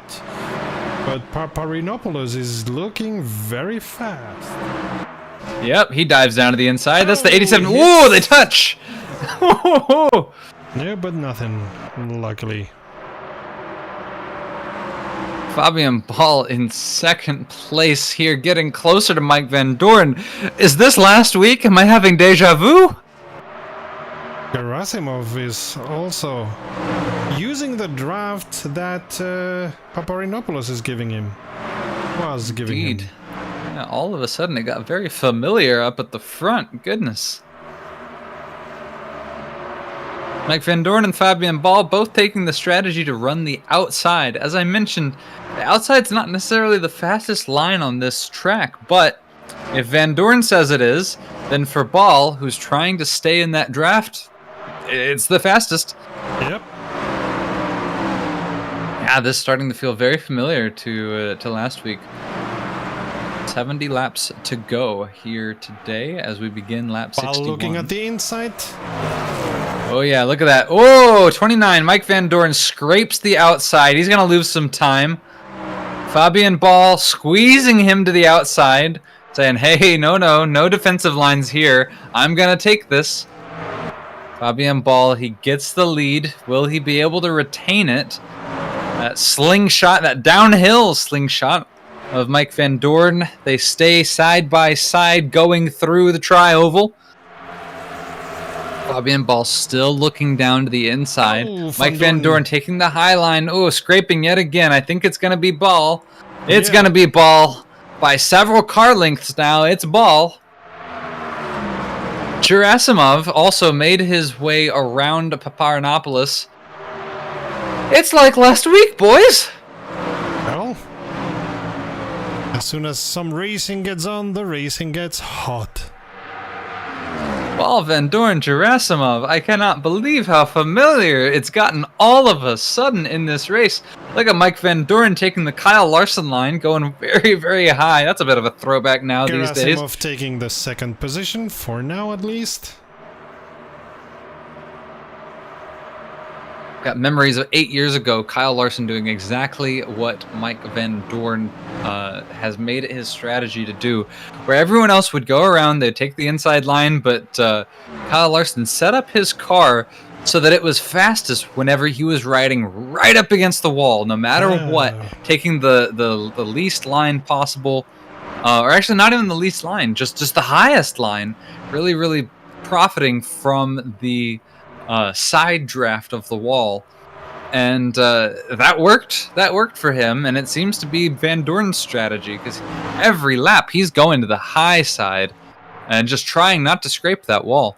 Well, Kyle Larson has always been a wall lover. Indeed.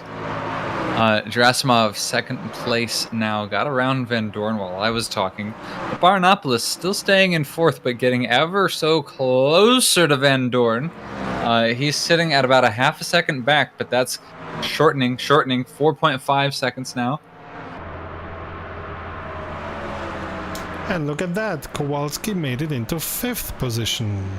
He may be losing it to Pavlov, but Hey, from 12 to 6, that's good. David Pillai, he was having some issues. He came into the pit probably to have repairs or make adjustments, and he is now coming back out in 14th. That puts him 2 laps down. Stepanenko is 1 lap down, Pillai 2 laps down. But for now, we have, looks like 1, 2, 3, 4, 5, 6, 7, 8, 9, 10, 11, 12 drivers on the lead lap as we are on lap 67 of 130 today for you guys watching. And Kowalski going on the inside. Ooh, getting well ahead of Paparinopoulos, but Paparinopoulos now going on the inside. Nope, stays behind him for now.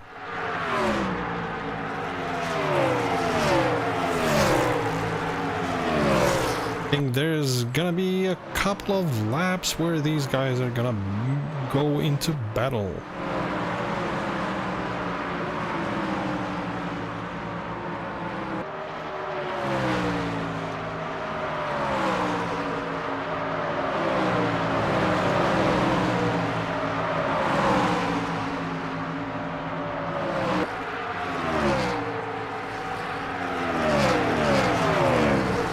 Well, Fabian Ball, he's in the lead. Oh, uh-oh.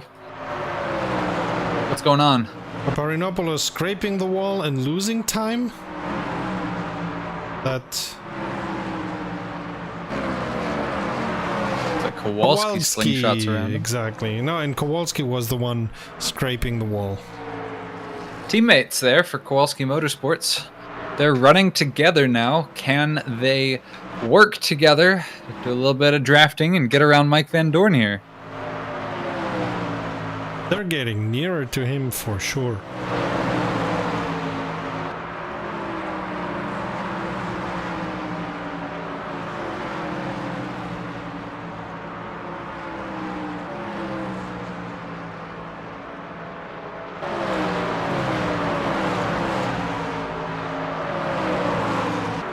So the drivers are now a little bit separated from each other.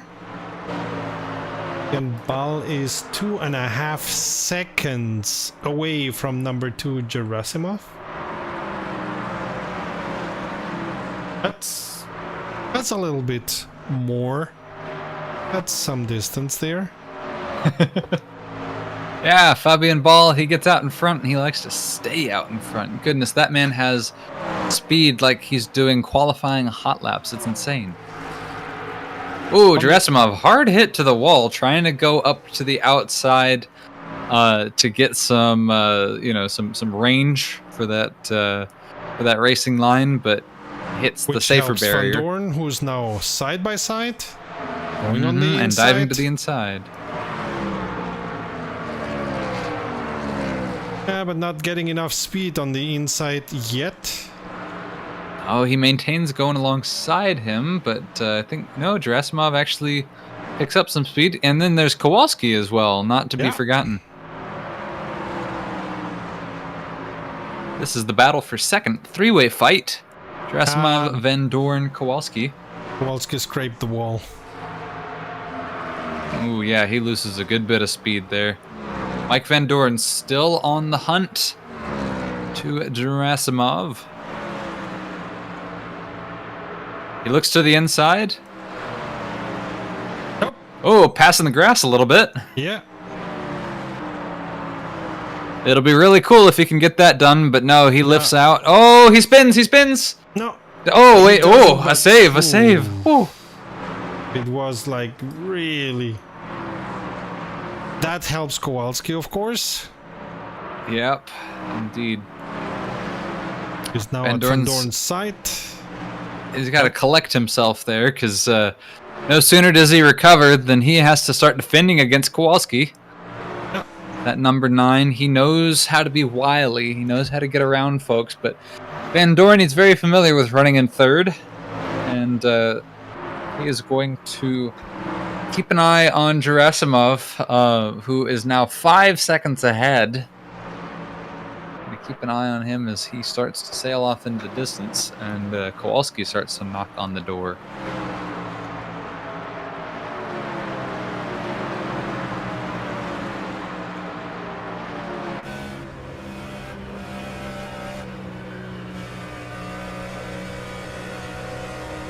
Just getting enough draft to come near.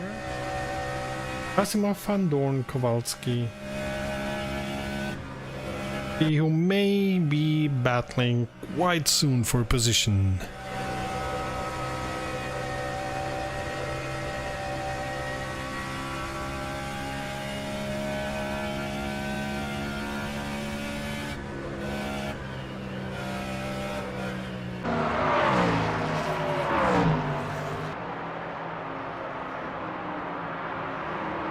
Coming up on Palai, I think. Whoa!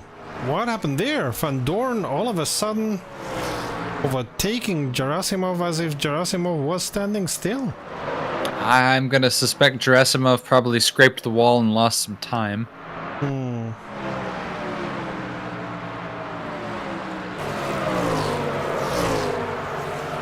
Up on Palai, if I see.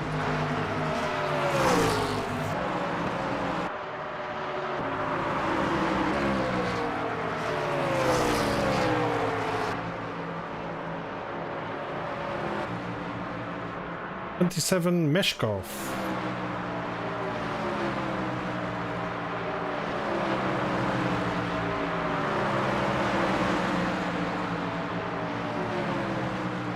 Jakub Kowalski, big slingshot going around the lap down car of Alexander Meshkov. And he's going to use that speed to just pass Gerasimov. Woo! Power of the draft and a good slingshot maneuver. Gerasimov is going to get out of the car thinking that it's standing still. Although I will, don't count him out yet. Gerasimov then gets the draft from Kowalski, and he's looking towards the inside. He thinks better of it, decides, I'm going to stay behind Kowalski for now. But hey, look, we're starting to see some drafting buddies. It looks like it's Kowalski and Gerasimov and Mike Van Dorn, and it looks like it was Kiskovics for a second.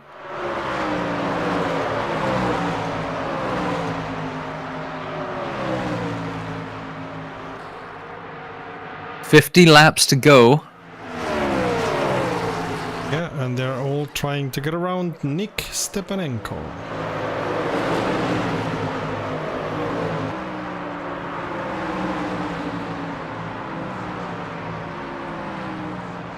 The organizers of races in the ASRC. And going around Kiskovac also.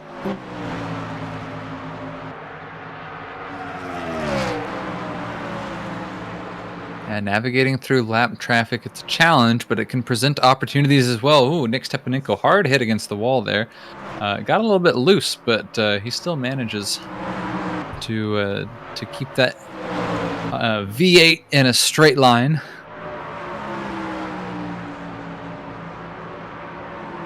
Pavlov V8 getting in a around straight. Ignatenko.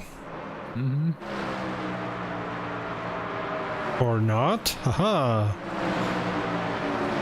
Ignatenko now getting more speed than Pavlov.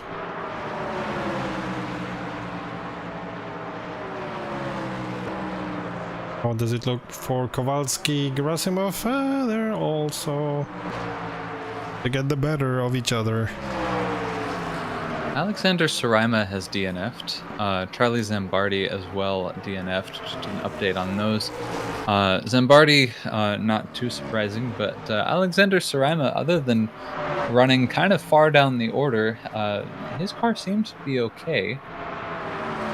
That was about 26 laps ago now. Just wanted to provide an update on that. Fabian Ball, he is 4.2 seconds ahead of Mike Van Dorn, which is far ahead, but I think he was further ahead a couple laps ago. I think he was about 5 seconds ahead. So maybe that the lap down traffic that he's having to navigate around is slowing him down a little bit and presenting maybe some opportunities for Van Doorn.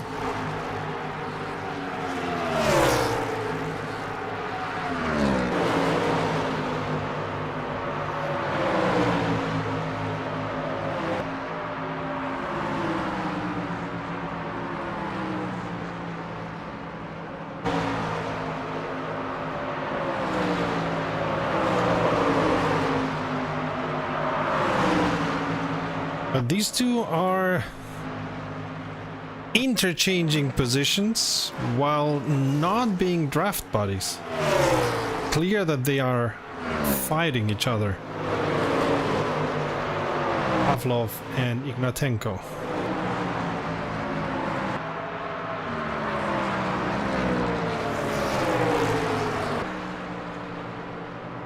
Oh, Kowalski getting his car a little bit sideways.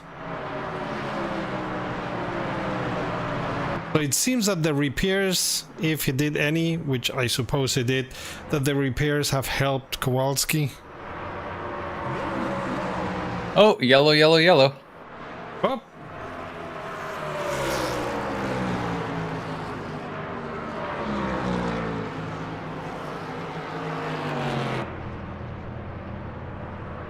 I mean, I did not see any incident, but I was watching the... Yeah, I just saw Dominic Ziska coming into the pits. That was all I saw. Looks like...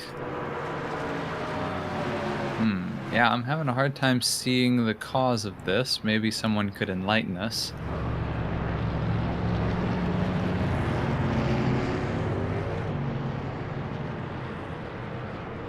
Don't... anything on the live timing either.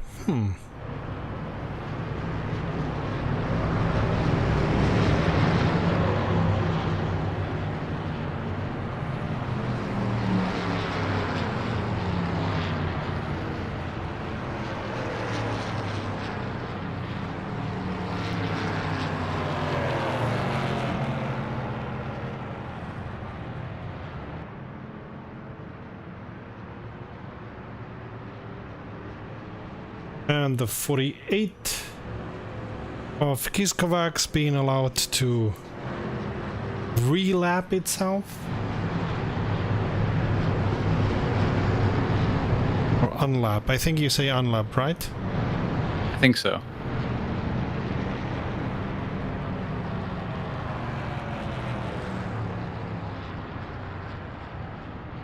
I think this yellow is going to be an important one for fuel strategy as we're coming up towards the last stint of the race, potentially. We're on lap 89 of 130.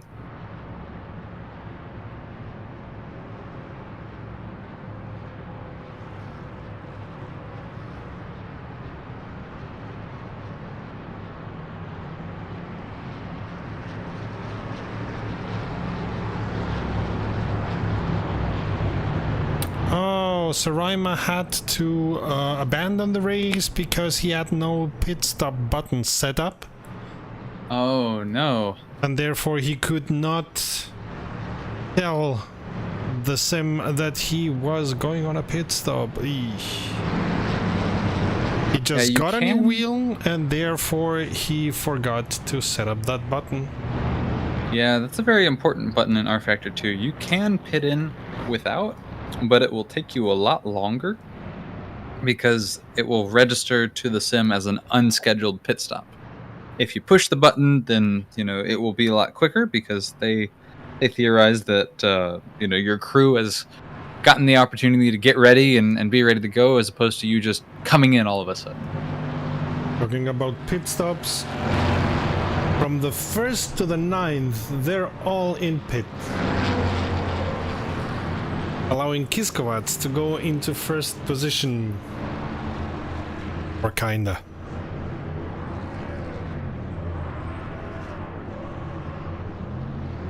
There's a couple cars ahead of him. Looks like Stepanenko, Meshkov, Palai, and Ziska, but they are all lap down cars, probably staying out to try to get their laps back. Piskovics, though, he's not a lap down, so he is your new leader for the moment.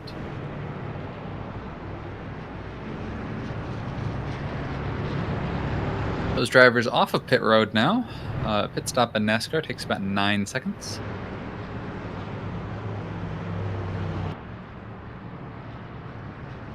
And that group seems to be led by Gerasimov, followed by Ball, and with Ignatenko close behind. Is it just me, or does Ignatenko have a middle finger on the back of his car? Did I just notice that? I'm not sure if it's a middle finger, but yeah, I noticed that also. Yeah, it's a middle finger. It's the middle finger of death. Yeah, it's like a skeleton middle finger. That's interesting. That's a choice you can make.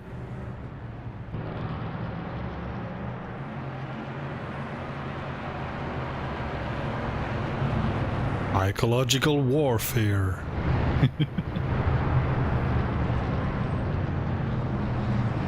Do you know why the old touring cars painted their front bumpers bright colors? To confuse the one that they had in front? Pretty much. So it was so that they figured, especially in touring car racing, that the bright colors would be more distracting in the mirrors to the guy ahead, and so they would paint the front end bright yellow or paint it bright red. Those were the two most popular colors, so that whenever you showed up in their mirrors, they would look at that instead of the road ahead and be more likely to make a mistake. Hey, that would not work in sim racing. Because in my experience, sim racers never look into the mirrors. I see. I was wondering where you were going with that.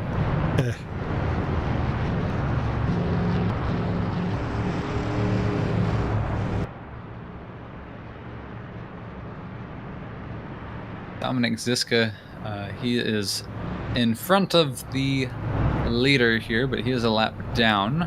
So it is Nikolaj Gerasimov in first place, Fabian Ball in second, Igor Ignatenko in third, and Jakub Kowalski in fourth.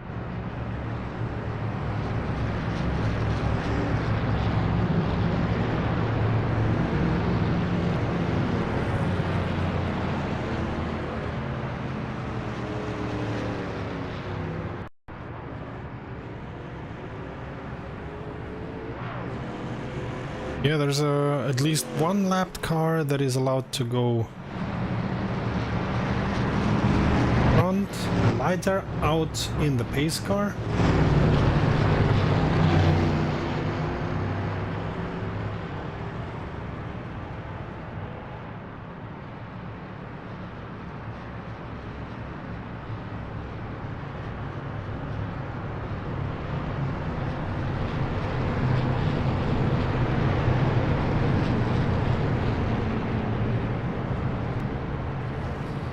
Say no, let's wait until we have the stuff.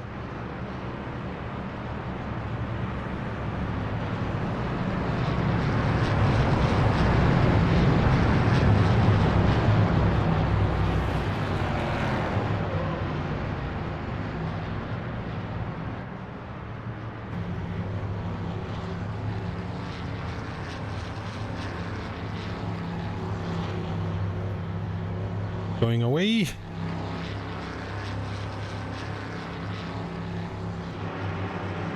Restart racing quite soon now. And there we go. We are racing again. Green, green, green. Very bunched up. 3 wide here. Paparanapolis. A good idea. Gerasimov going down. Ball uses the opportunity. Gerasimov is on third already. Ball got the better. Stepanenko got the door slammed on him by Pillai. Kowalski uses the opportunity to put himself in second, but He may not keep that for long, as Ignatenko is trying to get that position, as is Gerasimov. Whoa, lots going on here. Looked like all the drivers went high and some scraped the wall. Stepanenko getting loose. Looks like Gerasimov also went very, very low down to the inside to recover. Yeah, because he was losing control of the car.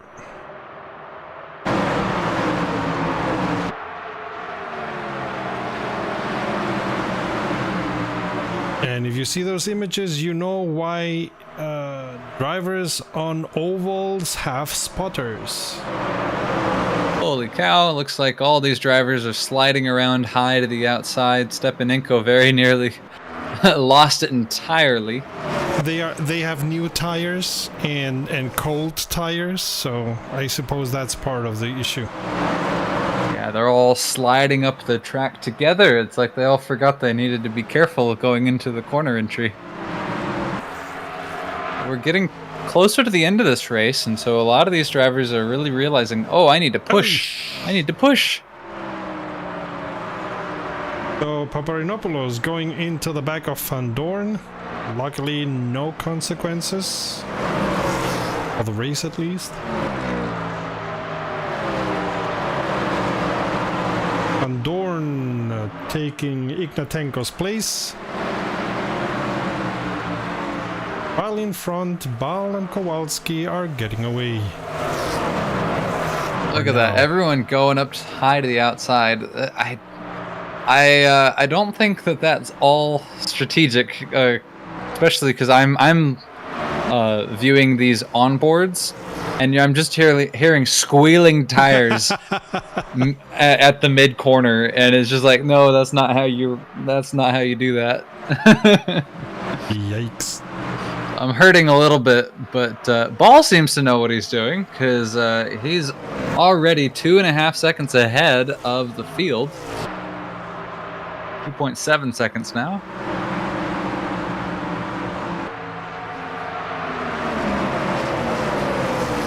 Things are calming within this group.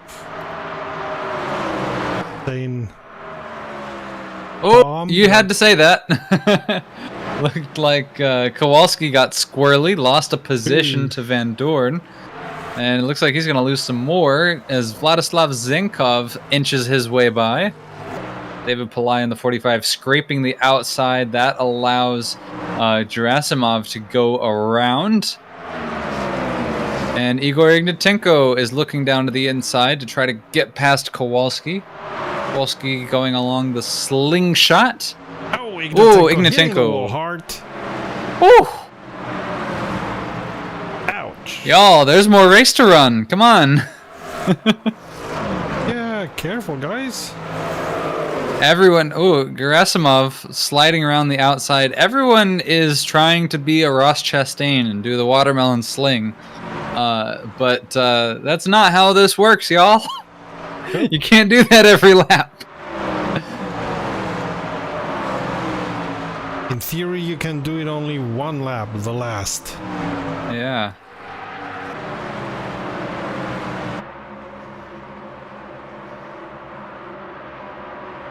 Paparinopoulos going into pits. Either for repairs or to do the last pit stop before the end of the race.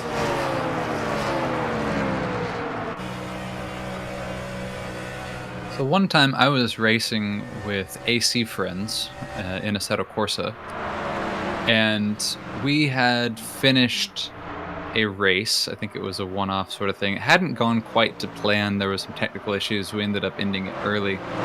And they decided as sort of a consolation, hey, let's everyone just do some laps of Daytona all together in the Cup 90 mod, which is the 90s NASCAR Cup cars. Oh, I fear where this is going. Well, of course, it was me and a bunch of Europeans. Nobody had planned, nobody had practiced. But of course, I grew up with the NASCAR games, and they did not.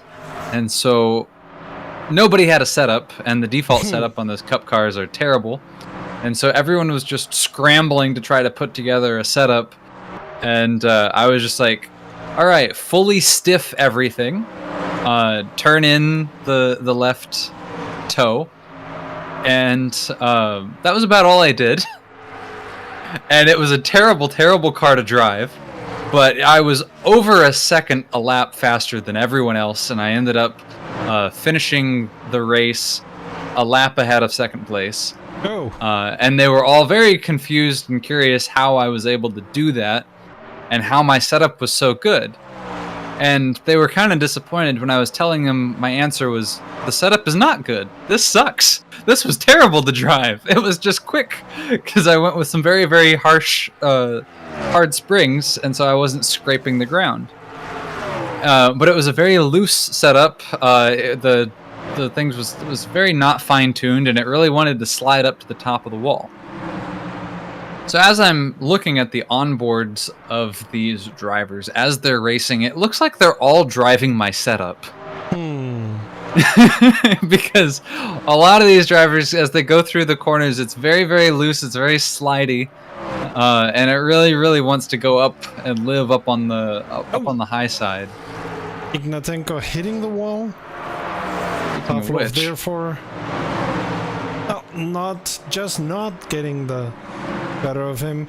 Yeah, so I think it's a mix of the drivers not being experienced enough and therefore not having a good setup. Yeah, I think we've seen a lot more changes in the dynamics of the race this time around than the last time. It was the same few drivers up at the top last time, which made for some very good, very close racing, but this time around, it's been a little bit more all over the place. I think some of the wild card entries that we didn't have last time around came back around this time, and we saw some that have incorporated themselves back into the racing pretty well, and we've seen at least a couple examples where they really have not, and it's kind of thrown the whole group for a loop. But I would say that overall, this race so far has been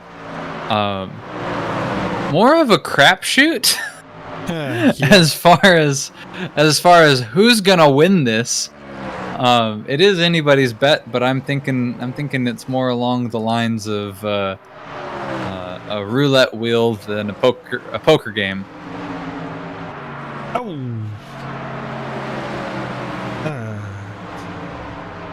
Walski scraping the wall once again. Oh, and hitting the wall again. That's not the way to finish the race. Oh, it is not. Stanislav Pavlov slingshots on past, and Ignatenko, I think, is also going to capitalize on the mistake of the number 9.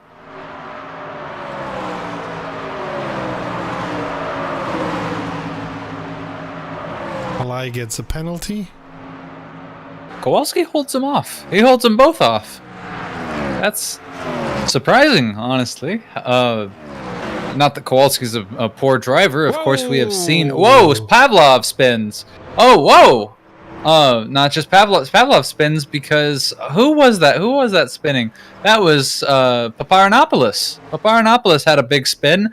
The drivers braked to try to get out of the way. Pavlov, who was on the limit, had a spin, I think, just by himself in the braking zone. But yeah, Paparanopoulos. Big spin. Big And sort we have of... a full course yellow. That doesn't surprise me at all. Yeah, Paparanopoulos was spinning like a top.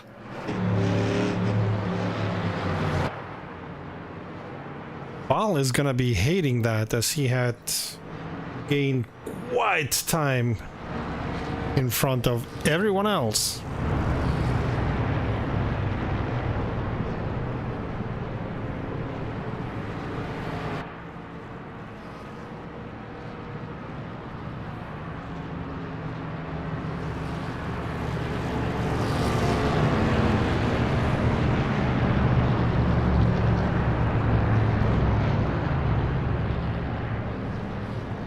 So, a question for you. What's the difference between a raceway and a speedway? How many letters you have on the sign? Really? Oh, okay. It's not really much of a difference. A speedway is a term, and that is for a oval track. And then there's different categorizations of speedways. There is or I guess a speedway would be an oval track longer than a short track. I've not seen too many short tracks. Actually, you know what? They do call them speedways, like the tracks themselves. I think Bristol is called Bristol Speedway, but I think most fans colloquially won't call them speedways. So I guess, that one's less of a sure, distinction, but there's super speedways, and that is, I think 7 tracks, including Daytona, Talladega. I think Auto Club technically qualifies, Indianapolis, where it's like 2 miles or longer. And those are usually the ones that you don't have to lift off the throttle in most cars to go around. And you have intermediate ovals, and that's usually what we think of when we think of a speedway, not a super speedway, but a speedway. And then, of course, there's the short tracks. A raceway can be pretty much anything. I've seen drag strips that are called raceways. I've seen ovals that are called raceways. I have seen dirt track, off-road jump courses that call themselves raceways. So I would say raceways are a very general term. Speedways, I would say, specifically refer to ovals, but not everyone adheres to that. I'm asking because next week we're gonna be on the Richmond Raceway.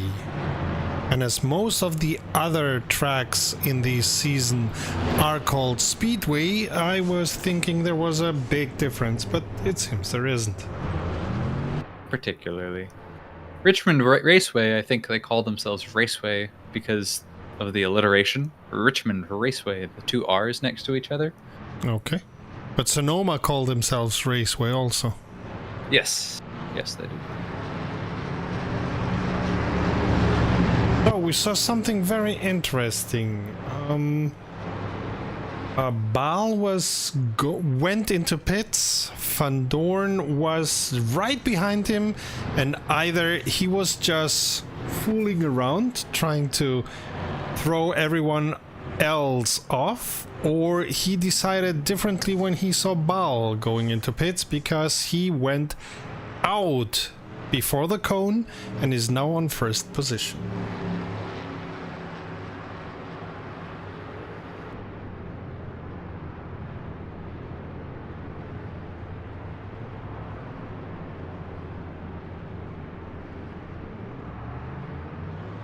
Richmond is a fun one. It's a short track, but it's a very quick short track. Which one? Richmond. Because it's not egg-shaped in the sizes are different, but it's like a very round sort of shape. Martinsville they call the paperclip because it's 2 very tight turns and then a long straight. Richmond, you're turning more often than you're going straight. Oh, okay. Which on a short track means that the turning radius is nice and wide.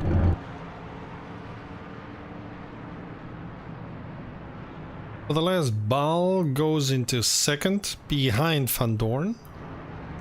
So if it was some strategic thing that Van Dorn did, it didn't work that well.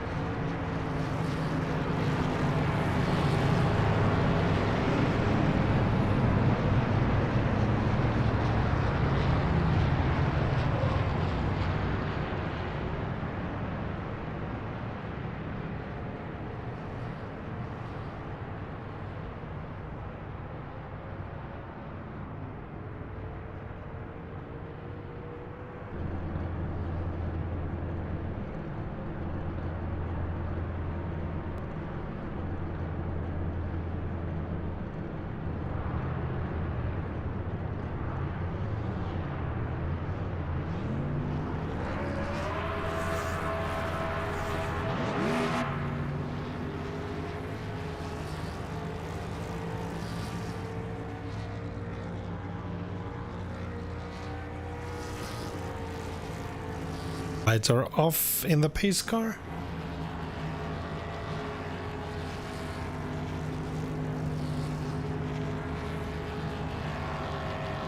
Some drivers trying for dear life to get out of pits before the pace car comes, but doing so successfully.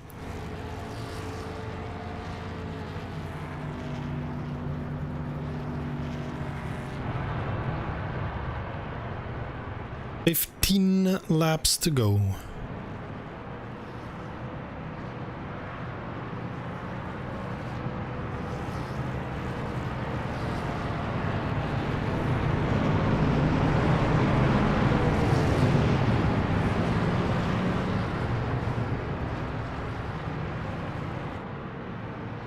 Drivers setting themselves up in 2 rows, as is expected of them.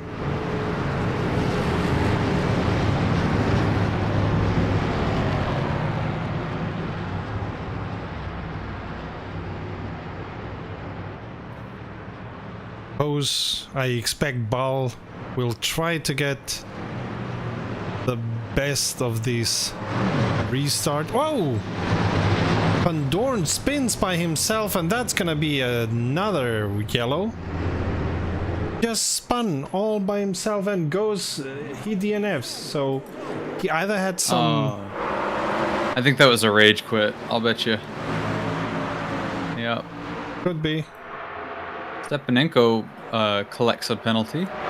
Probably jumping the restart. Oh, Stepanenko hard hit to Kowalski there. That's interesting. 3 wide there. Oh, Kowalski swings down to the inside.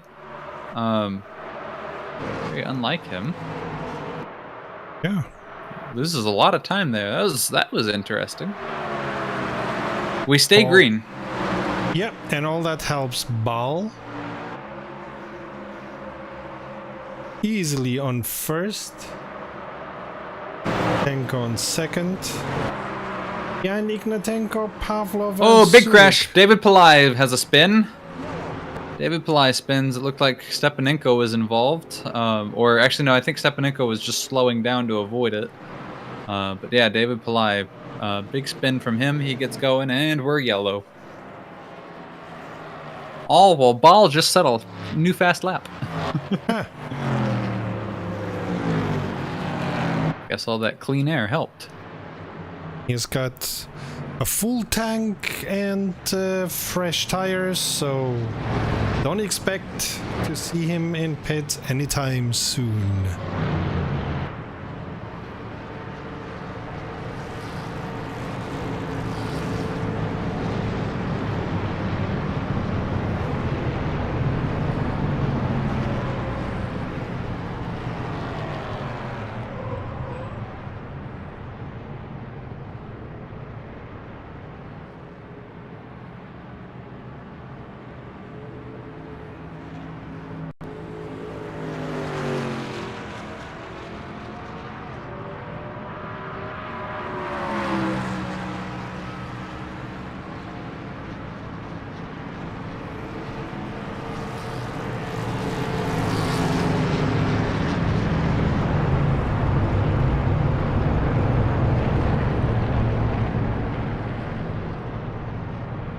Yeah. Van Dorn just confesses he messed up. And it's clear he just slid completely by himself.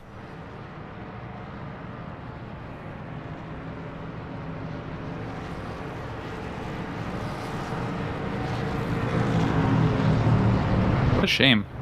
Yeah.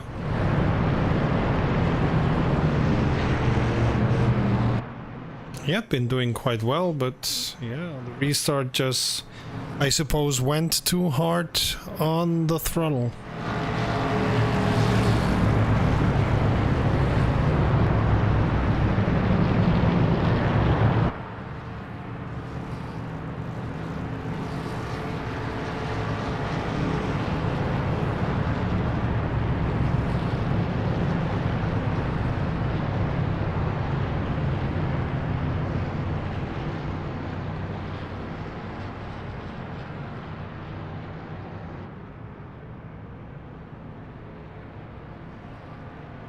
By the way, tomorrow with the Russell Cup, the Clios, we're gonna be at Norrisring in Nuremberg.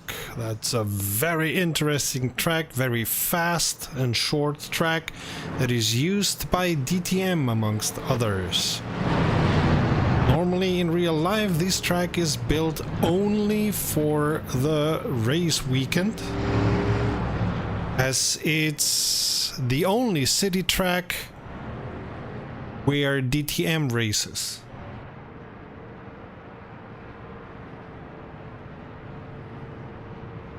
Interesting, a lot of drivers going into pits with 10 laps to go. A lot of drivers running out of fuel. Did they plan even more full course yellows? I don't know. It may have just been that they didn't come when they thought that they would, or that they made a calculation and found that I'm running out of excuses. I don't know why.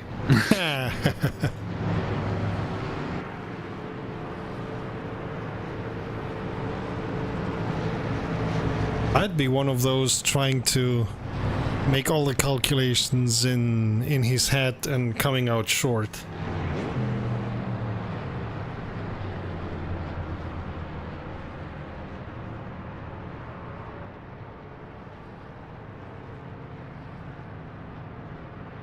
AK's ball keeps on first place. I have to defend it from Ignatenko. To see to it that he gets again seconds ahead of the pack.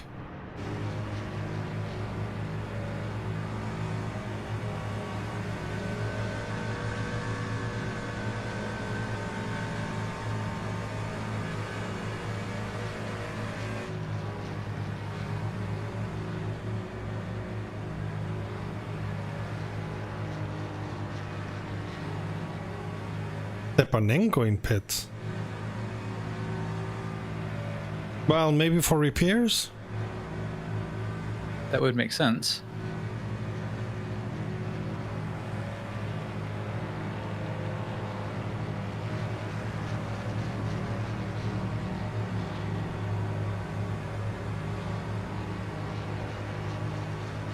So, since we're getting closer to it, I would like to point out that there will be one of these NASCAR Cup cars running around Le Mans when it occurs in 2 weeks, I believe. The Garage 56 entry this year is a NASCAR Cup car being run with my favorite driver's number, the 24, of course, of Jeff Gordon, who owns the 24 along with Hendrick Motorsports. And I'm super excited for that. That'll be fun. Jimmy Johnson is going to be driving. Are they trying to find out if a NASCAR stock car is able to do Le Mans, or why are they using that kind of car? I mean, kind of for the same reason that the Delta Wing ran in 2011. You know, where it's like a test, an exploration of technology. Like, what can we do? You know, it's cool, it's awesome, and you know, it's not the first time NASCAR stock cars have run at Le Mans. 1976, I believe there were two. There was a Mercury and I want to say a Dodge. Let's hope they don't find the same fate as the Delta Wing, which was so low on the street that was not seen by the other drivers and was hit once, and then the second time it was hit, it went into the wall and had to abandon race. Yeah, and it was unfortunate too because they were so close to the pits. The tools to repair it were there, and the teammates were on the other side of the fence with the tools to repair the car. And they couldn't do it. I think they actually got disqualified because they handed him stuff. No, as far as I remember, they handed him stuff because that's something that they were allowed. But he was not able to allowed. repair. They are not allowed to repair the car themselves. when the car is not in okay, pit. that was it. But they were That was allowed it. to give him stuff, but the driver was not able to repair the car, which after a collision. Oh, Ooh, Kowalski got rear-ended there. yeah, because he had to brake because of Ignatenko going on the brakes. Yeah, Pavlov in the 62, I think, was the one. And then turns out Meshkov ran into the back. But yeah, car's Ignatenko gone. went on the brakes. Pavlov went. Oh, Ignatenko gets loose, gets into the side of Pavlov. They're still going though. They're still going. Bit of a touch there. 3 wide, getting dangerous there. Meshkov in the 77 down low. Fabian Ball just taking off like a rocket. Oh, and we saw one car sideways.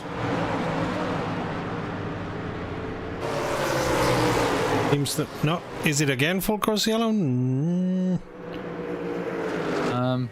Yeah, Nick Stepanenko, he is stopped on the back of the pit stretch. Whoa, very nearly goes into the 5 of, let's see, who's the 5? Vladislav Zinkov. Yep. They got loose, boys. They got loose. Pick up the pins and reset them. Time to go bowling again. Restart begets restart. Caution begets caution. Ball is gonna be thinking, come on guys. I had such a great start.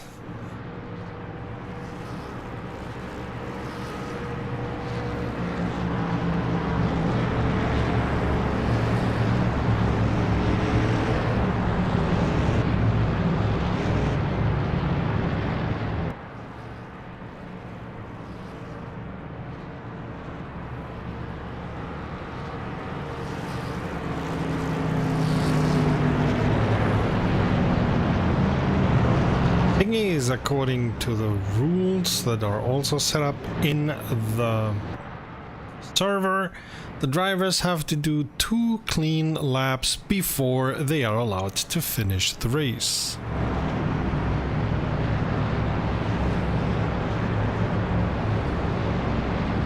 Not be finished. 2 clean laps total?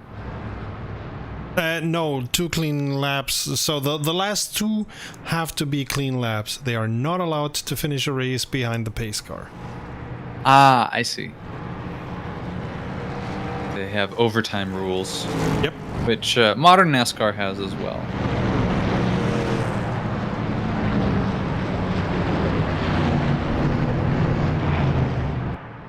Iska and Kowalski into pits. No, they are not.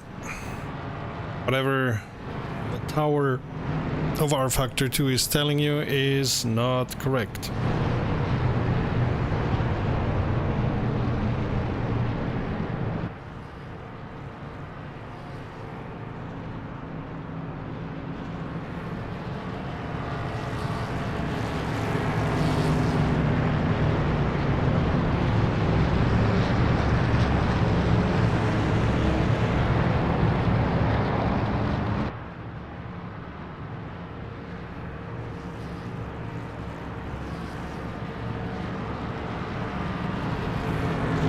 I think if I'm racking my brain here, but I think Norisring is the only city race, like on the streets of a city, that is done in the whole of Germany with regards of motorsport racing.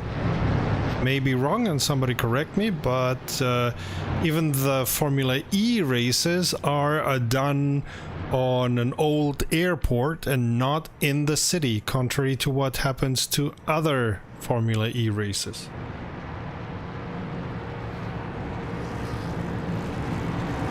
Well, historically there was Avis. Oh, of course. Which is not in a city per se, but it was on the road into a city. Let's see. Highway? There's... Oh yeah, historically there have been races in or around cities in Germany, but at the moment I think Norisring is the only one. All the others happen on tracks. have a very large collection of mods in Assetto Corsa, and I actually sort them between street circuits and road courses, and I sort them by country, so actually I can do a search for it. If it exists, I probably have a mod of it in Assetto Corsa, so let's see. Polskin pits. Man, from 1st to 10th. In between he was 2nd. Gonna be hating these Deepholtz, that was on a Feldbergring, went through a small town in the 50s, but that's not modern. There is Norrisring, of course, and then Rostock was a track in the 50s as well. Rostock, Staffenkurs. But yeah, no modern circuits outside of Norrisring. To be street circuits in streets proper of Germany. Probably emission stuff doing that. It's the city is quite proud of organizing that race one weekend in the year, and it's got already legendary status, that race. For sure. One wall after the Schöller S that eats up right rear view mirrors. Oh, I know. If you're unlucky, go ahead. I hate that corner. I hate that corner. I have PTSD from that corner. Oh, I feel you. Because if Race you're room, unlucky, actually. yeah, exactly.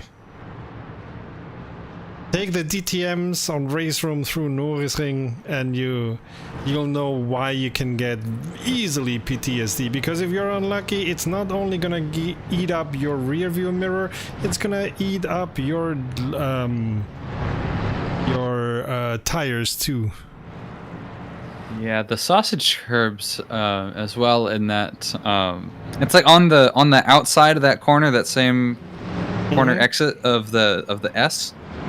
Like there's a big bump there, and I feel like the big bump is so that you don't hit the wall. But if you just go up a little bit on the bump, I feel like it makes you more likely to upset the car and go all the way into the wall.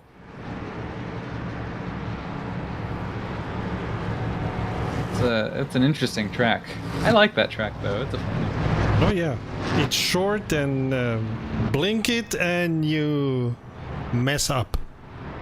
Yes, for sure. Right, the safety car is gonna go inside in this lap while preparing himself. Kiskovac getting at his side.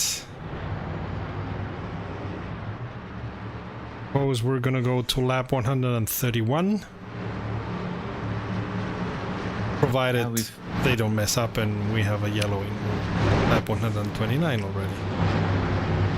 Especially since we've spent as much time as we have, I think those drivers who did last-minute pit stops for fuel, I think they're really kicking themselves right now, because there's going to be hardly any racing after this. It's just going to be a couple of laps around, and then we finish. Car goes in. But of course, we got to stay green for all of that. And green. Let's go racing. For now, everyone wanting to end the race in a good way.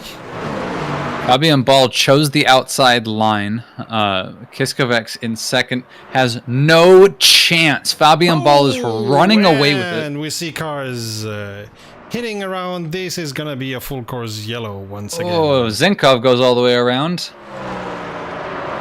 Pavlov is spun. Oh boy. Well, as we said, can't say we didn't warn you.